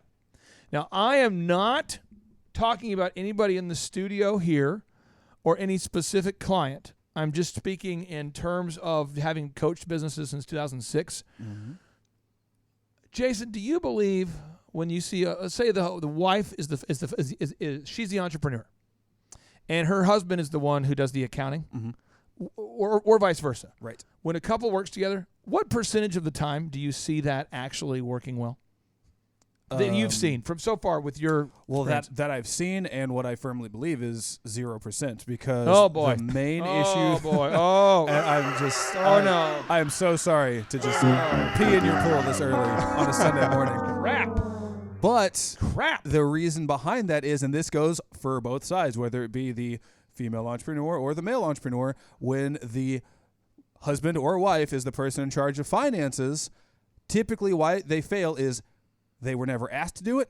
They never wanted to do it. And they can't be fired. And so now they're you have stuck with a job they don't want. Yep. They can't be fired. And then that always results in they don't know the numbers. They will not go back and retroactively fix them. And then not only do they have problems within the business, marriage starts to crumble. So because now you're questioning whether or not I know my job, doing my job. If you're asking me if these numbers are real or so let me tell you how my wife and I do this, because we do work together. I don't recommend it for anybody. Because I would say I'm more optimistic, because I have seen a few times where this does work. It works for my wife and I do it and do it well. But I'm gonna tell you how we do it. But I'm just saying this right here is it's dangerous when you talk about this. This is like playing with fire here. True. My wife and I are not going to do this because it wouldn't work. Okay, so here we go.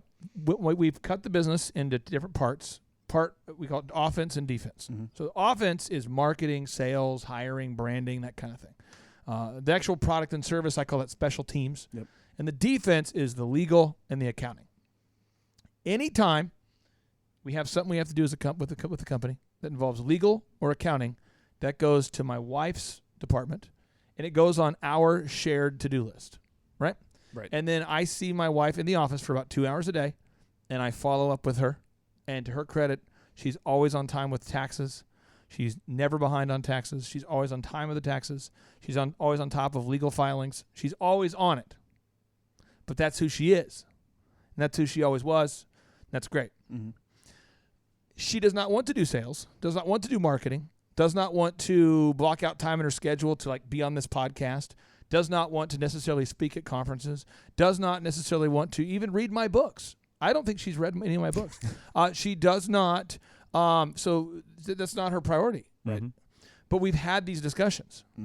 And so because of that, I'm not asking her to do more than she wants to do. Right. But she likes to look at the finances because she likes to know, for her peace of mind, where we're at. But we have clearly agreed on those boundaries. So my wife stays on top of the accounting and the legal, and she never drops the ball. Now, this is the problem I see with a lot of couples. And I'm going to pick on one particular man I can think of who the client was a female years ago. This is about more than 10 years ago. And the client was a female, and the man was doing the account. This is the client, the entrepreneur who started the company was a female, but the guy doing the accounting was the husband, okay? Right. And every week he had at least 10 psychological issues. One, he would never be on time for their weekly meeting. Ever. Never. 2, just to see what would happen, he would never do his homework. Ever. 3, he would never, ever track the numbers. 4, he had a fear-based mentality, and his ideas, he had to bring them up every meeting. So I'm saying stuff like, this is before Google reviews mattered. I'm going, guys, we've got to add content to the website. And every week he'd go, yeah, but I don't like them. I don't like those articles. I'm like, okay, then you need to write them yourself. I don't want to write the article. Okay, well, then we need to write them. Well, I don't want you to write them. Okay, well, then you need to write them. Well, I don't want to. Just round and round and round. Yeah. He constantly would want to argue about that which did not matter. And so those two would just fight. It got to a point, true story, where they were in meetings. They both brought laptops. And she would email him terrible things during the meeting where all three of us are present. True story. They would sit there and email things, and they would it was weird. Like they would CC me, and they would say like, "Why didn't you do your stuff?" I'm going, "You're in the same room." It was weird. And the tension, you could cut it with a knife. You could feel it. So again, lead tracking. If the person who's supposed to track the leads won't do it, whether it's your brother, your cousin, your neighbor, your wife, don't ask them to do it. Get them out of there. Okay. Super move number 5. Super move number 5. We're going to fly through these final super moves. If you have a business and you want to grow it, you have to proactively talk to ideal and likely buyers. True. So, Breck, if you want, and right now you're booked out all the time, but if you wanted to get referrals, what kind of people could refer you? What kind of organizations or people could refer a chiropractor? Well, and this kind of goes back to the Google reviews, the video reviews. We also, within the office, we ask our patients if they're happy, if they would tell their friends, if they would tell their family. But then also, I have my staff calling our previous patients who have fallen through the cracks, dropped off care. So that's where I kind of put in we don't necessarily cold call, they're warm calls. But if it's been 6 months since they've been in and had an adjustment, likely they need one. So we've got to reach out to them. We may not be the first thing they're thinking about, but we're thinking about them, and we need to reach out to them and let them know that we're still here and we're available right now, even that we're open. So many patients have said, "Oh, I didn't know you were open." It's like, well, we've put out content, we've done videos, we've sent you emails. Doesn't mean that they've necessarily seen them. And so when we give them a phone call, they're very appreciative that, we've just taken an extra step to connect. And so I've gotten to see people, in the last week that I haven't seen in a few months. I feel like you, though, as a listener, you want to grow your company for a lot of reasons, and that's great. But you cannot fear rejection and let that alter that's why, like, for me, people have said to me multiple times, I cannot believe how outspoken you've been about COVID-19. And I'm going, I can't believe how outspoken you wouldn't be. I mean, our country's at threat. Our country's being threatened. And the idea that you would worry about offending. Now, I can tell you, this is a true story. I've probably lost 50 lifetime acquaintances so far that I know about that will never speak to me again. That's cool. I'll find somebody else. But, I mean, it's because I speak the truth, and they want to, like, as an example, there's a pastor in our local community that feels like his church shouldn't be open potentially till next summer. Wow. True story. And we wonder why there's so much violence. True story. Not somewhere to go. True story. Yeah. So I believe, and this is my belief among Christianity, when the storms of life are happening, you want to be able to go back to a rock, a solid foundation which you can depend upon. I believe that the Bible and or the message of Christ is like a compass. If you're a Christian, you have to believe it's a compass. You have to believe it is your truth. It is your hope. It's your rock.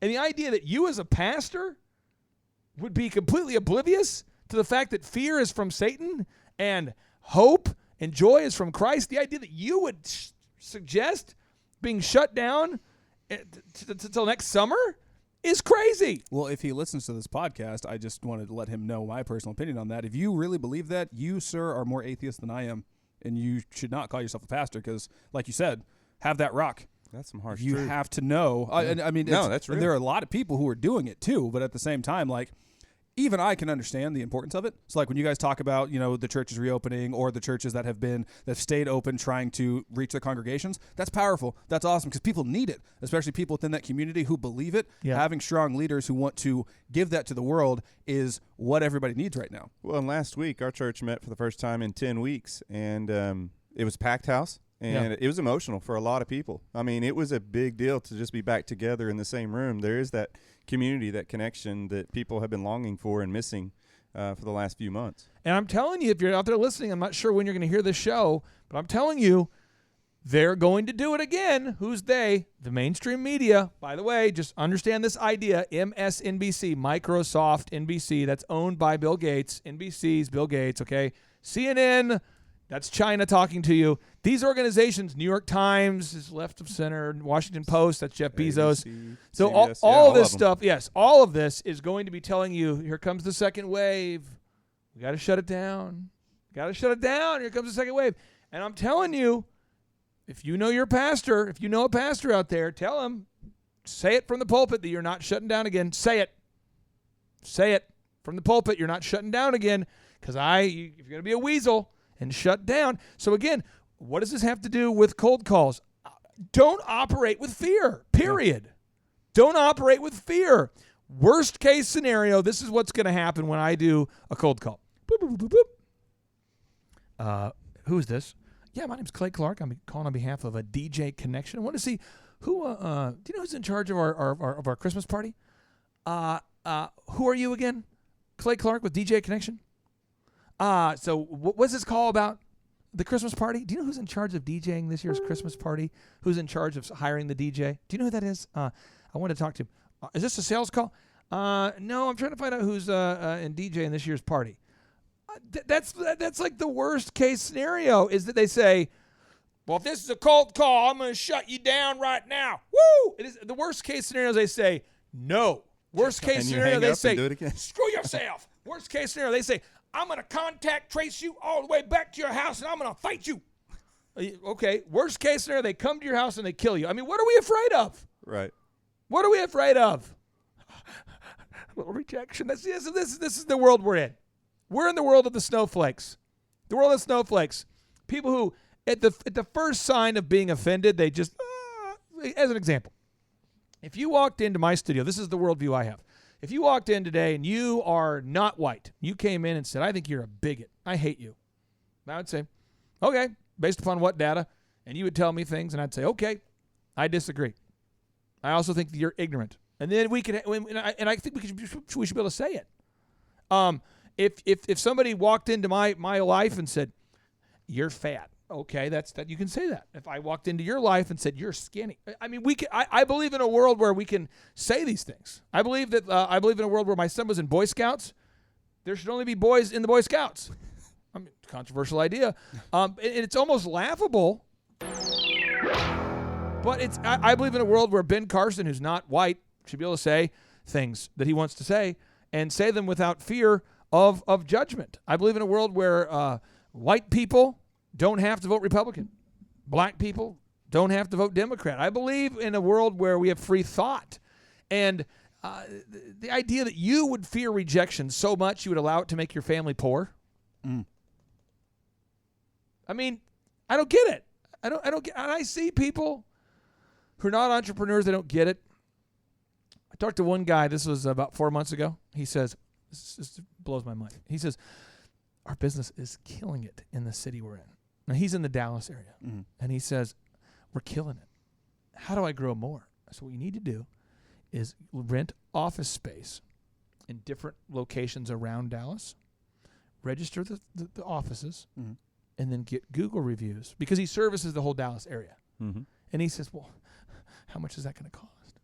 I said, well, it's about $400 per office to rent an office. Mm-hmm. You got to register the Google map, and then you got to get Google reviews. Now, this particular man that I'm speaking of, no exaggeration, writes himself a check, profit, of more than $30,000 every single month. Mm-hmm. I have worked with this guy. When I started working with this guy, he was already very, very successful. Mm-hmm.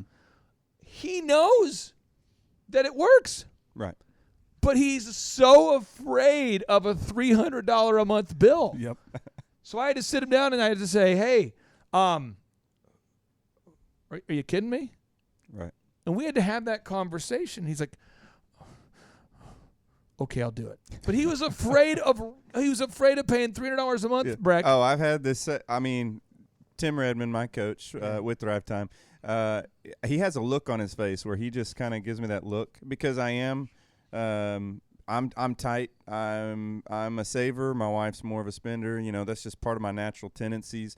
And so I question, you know, when I'm spending things, I want to know where the money's going and why and what. That's fair. And so he brings up an idea and he's like, you know, has this certain look on his face where he's like, you can afford it. And he's just chastising me because I'm questioning, you know, a $200 expenditure when he clearly knows, yes, this is going to more than make up for itself.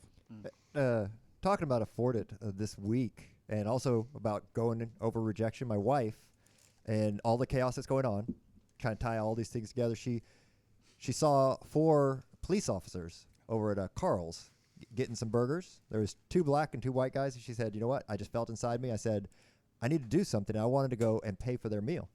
And so she's never done this before, and so she said she felt a lot of apprehension. She's kind of nervous about getting over and getting it done. And she said, you know what? I just pushed through it. I just walked right up to their table, and I said, I would like to buy your guys' meal. And they smiled at her. They kind of shook their heads a little bit. They said, you know what? Your smile is good enough. That your smile is thanks enough. And she's like, no, I'd like to buy your meal. And they're like, no. And one of them was kind of like nodding his head like, hey, we can't accept cash from people. That's considered a bribe. And she was like, oh. So she walked over to the cash register and said, hey, can I pay for their meal? And this was the awesomest thing. She said, I would let you to, but someone else already did. Nice. And so, sometimes you just need to push through that pain, especially with the police officers who are going to protect us, who are going to take care of us, who are just underappreciated right now. Push through. If you see somebody, push through and go do that. Go do something kind for them, because honestly, right now, the only thing they're getting is water bottles thrown at them as opposed to given to them. Well, that's unfair. I've been hugging cops left and right, or at least the ones that will actually allow me to touch their bodies, which sounds weird. But yeah, I thought it was just a little bit. Yeah, I just thought it was something that sounded better in your head. Excuse me, officer. Now, okay, so Dale Carnegie writes, instead of worrying about what people say of you, why not spend time trying to accomplish something they admire? Again, Dale Carnegie writes, instead of worrying about what people say of you, why not spend time trying to accomplish something they will admire? I agree with this. I am just saying, I'm bringing this up because I care. We cannot hide from rejection. We cannot do it. We got to make those cold calls. Super move number 6. By the way, on super move number 5, make a list of the people that you need to reach out to. Make a list of your ideal and likely buyers that you're going to reach out to, and commit to reaching out to these people. Commit to doing it and push through the rejections. Usually, I find if you cold call 100 people that are ideal and likely buyers, you'll usually get 90 rejections or 90 people that don't pick up the phone. You'll get 2 or 3 appointments. You'll close a deal. Super move number 6, time management. We have entire shows about this. You must have a calendar. Mm-hmm. You must have a to-do list. I don't know what it is.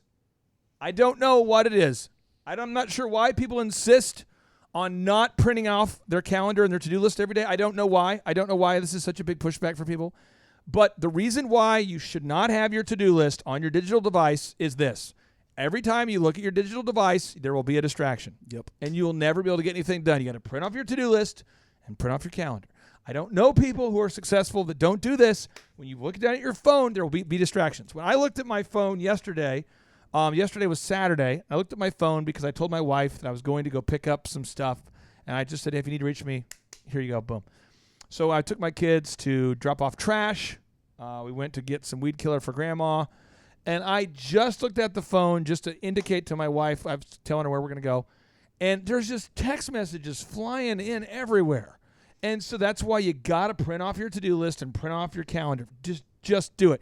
Now, super move number 7, make an upsell checklist. True. Whenever you are dealing with your ideal and likely buyer, what are all of the services that you can provide, Breck, Dr. Breck? What are all, if I came in for a complimentary adjustment, by the way, how much does the first exam cost? It's free. Okay. So if I came in for the free exam, what are all of the services that you offer there at drbreck.com? Yeah, so we do chiropractic for the spine, the extremities. We also do some nutritional counseling. We do some different coaching and things that help with your overall health. But we also have some supplements, some vitamins, some bracing, orthotics, those types of things that we do as well. And massage. And massage. Yeah. That's a huge one. People don't know that, though. Yeah. So massage is a big part of what we do. It works really hand in glove. What I do works from the inside out, and the massage therapists are working kind of from the outside in, and it complements one another very well, and we find our patients get better quicker.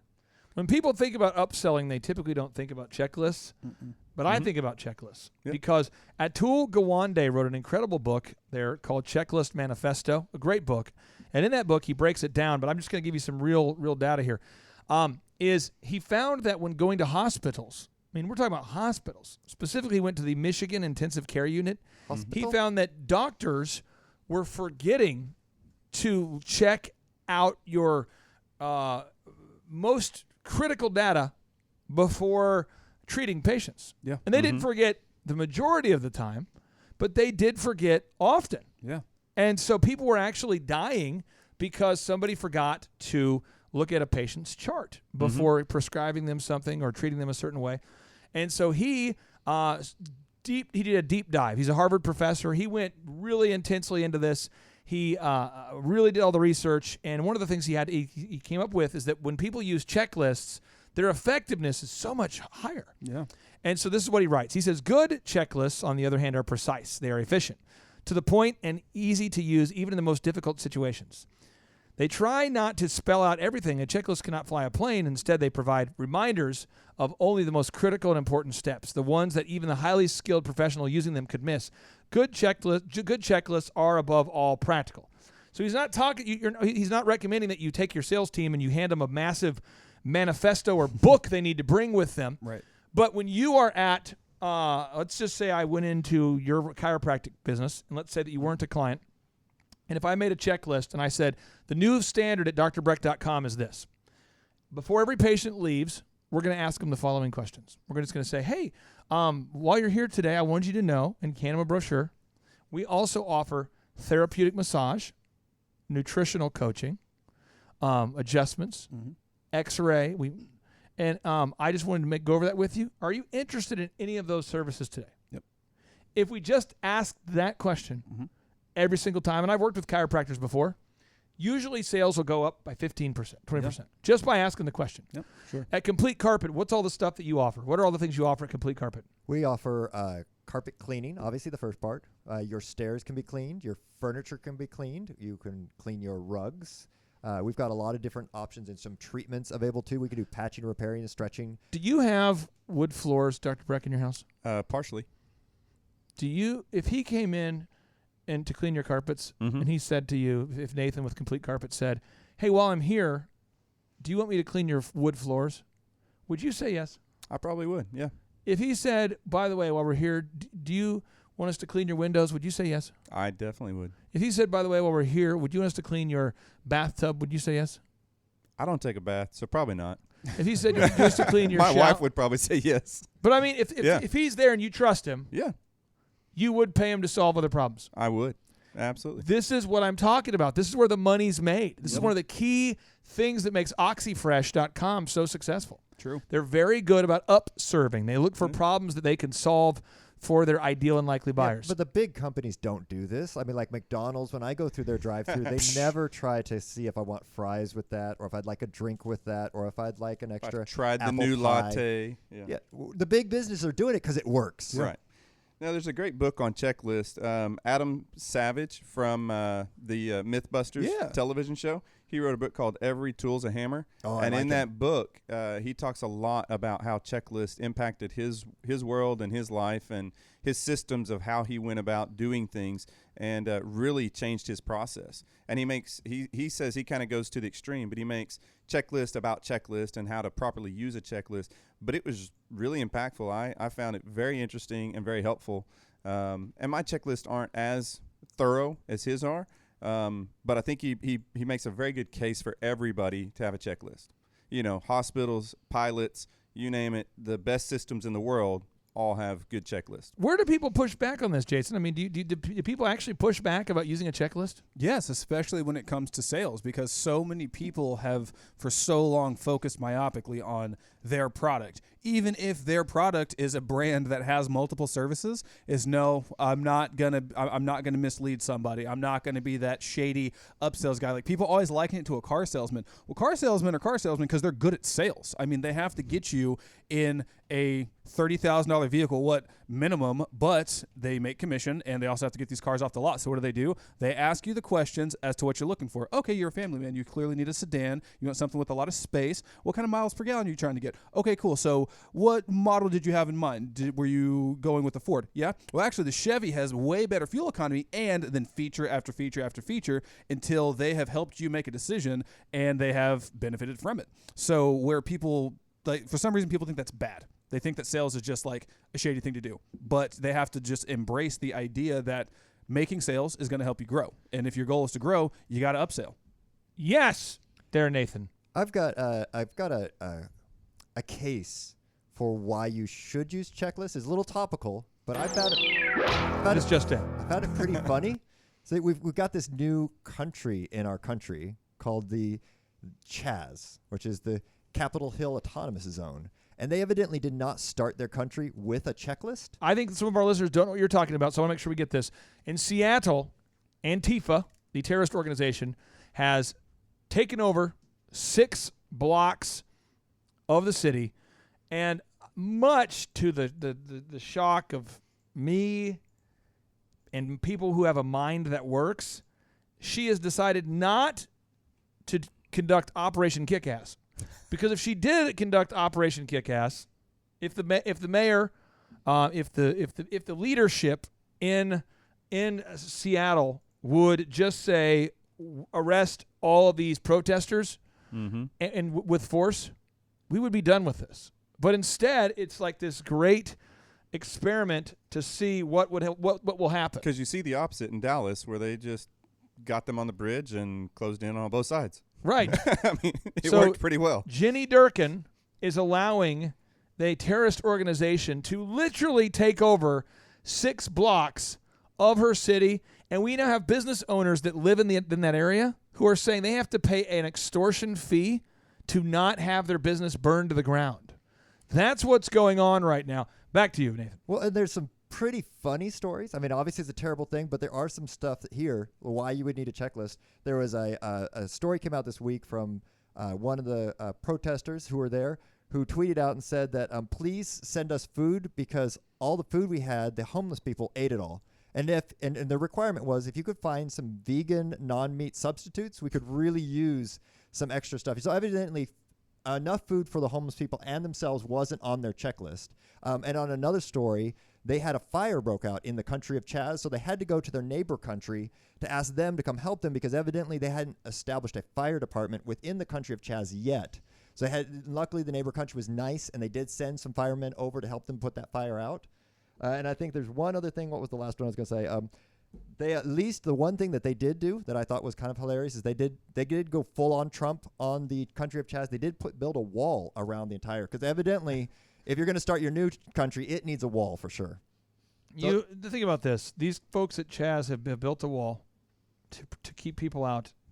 These people of this, they're just the worst people in the world. I'm going to play audio just so people, because I think a lot of our listeners don't know this. I'm going to play just a 2-minute clip so listeners know what the crap is going on in Seattle. In the middle of all of that, from you Fox might News. hear a lot of reference to the CHAZ or Chaz, referring to the Capitol Hill Autonomous Zone. It'll come up a lot, but these individual citizens has essentially taken over that area, peacefully or not. It is a concern for some security authorities, the police, who wonder that if things were to really get hairy, then what do you do? Mike Solon is a Seattle police officer, joins us right now, the guild president there. Officer, always good to have you. What do you make of this right now, and how long it could go on? If it's peaceful and nothing much occurs, you just heard our reporter on the scene, this could drag for a while. What do you think? Hey, Neil, thanks for having me on. Well, this is very concerning, and I think it should have everybody across the country deeply concerned, because this could metastasize across the country.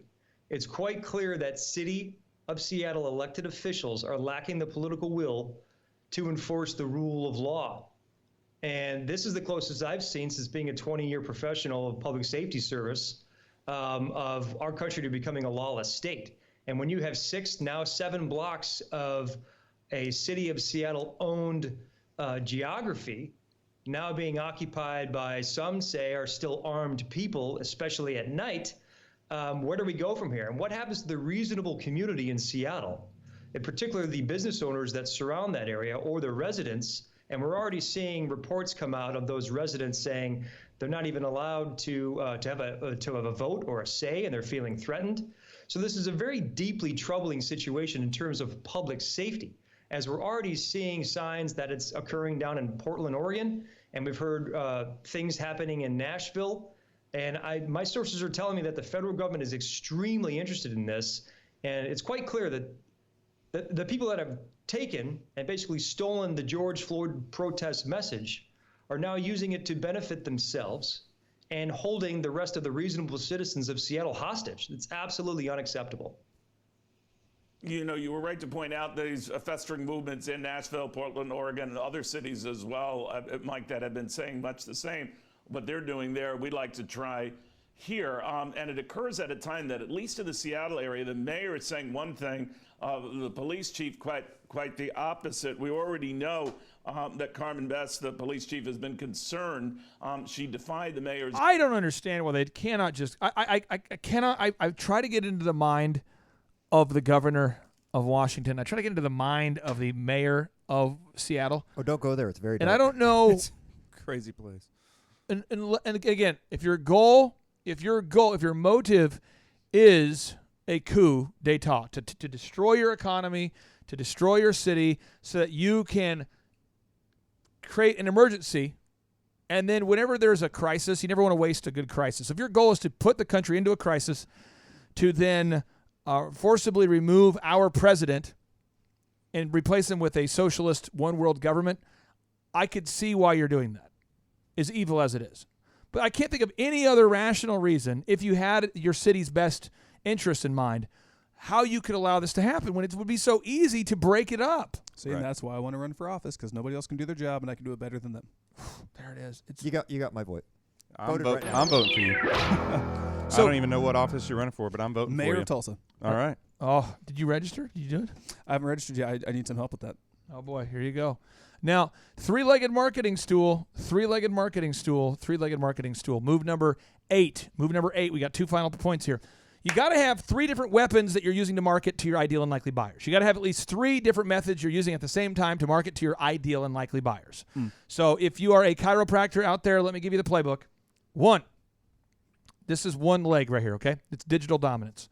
Every day, get a video review.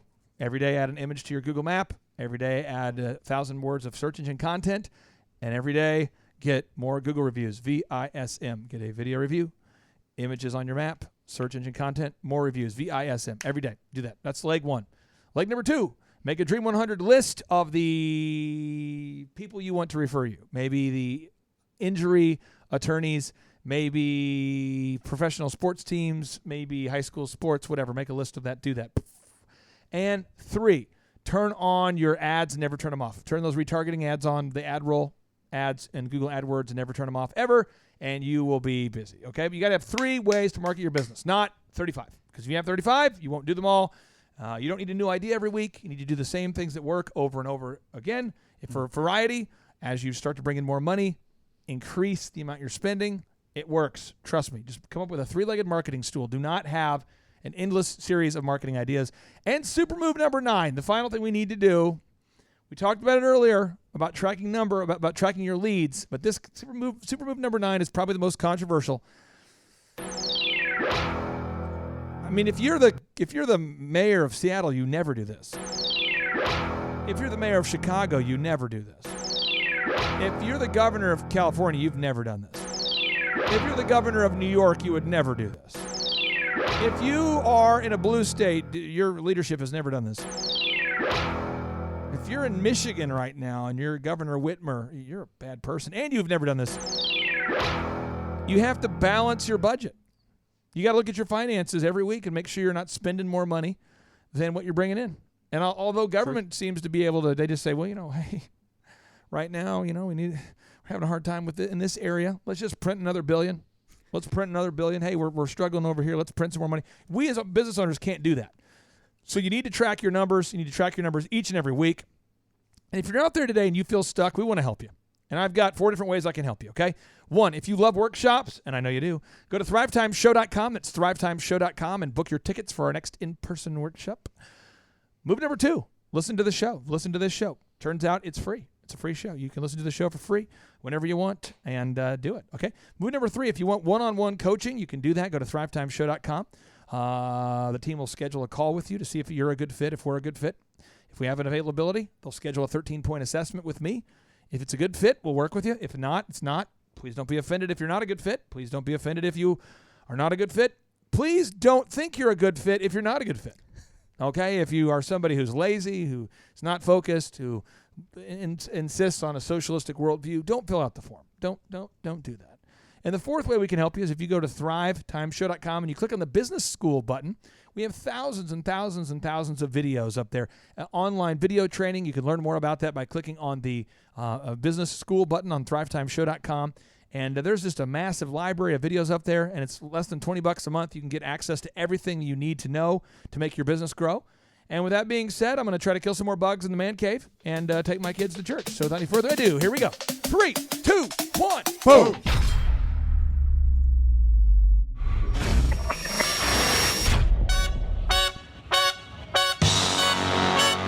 Attend the world's best business workshop led by America's #1 business coach for free by subscribing on iTunes and leaving us an objective review.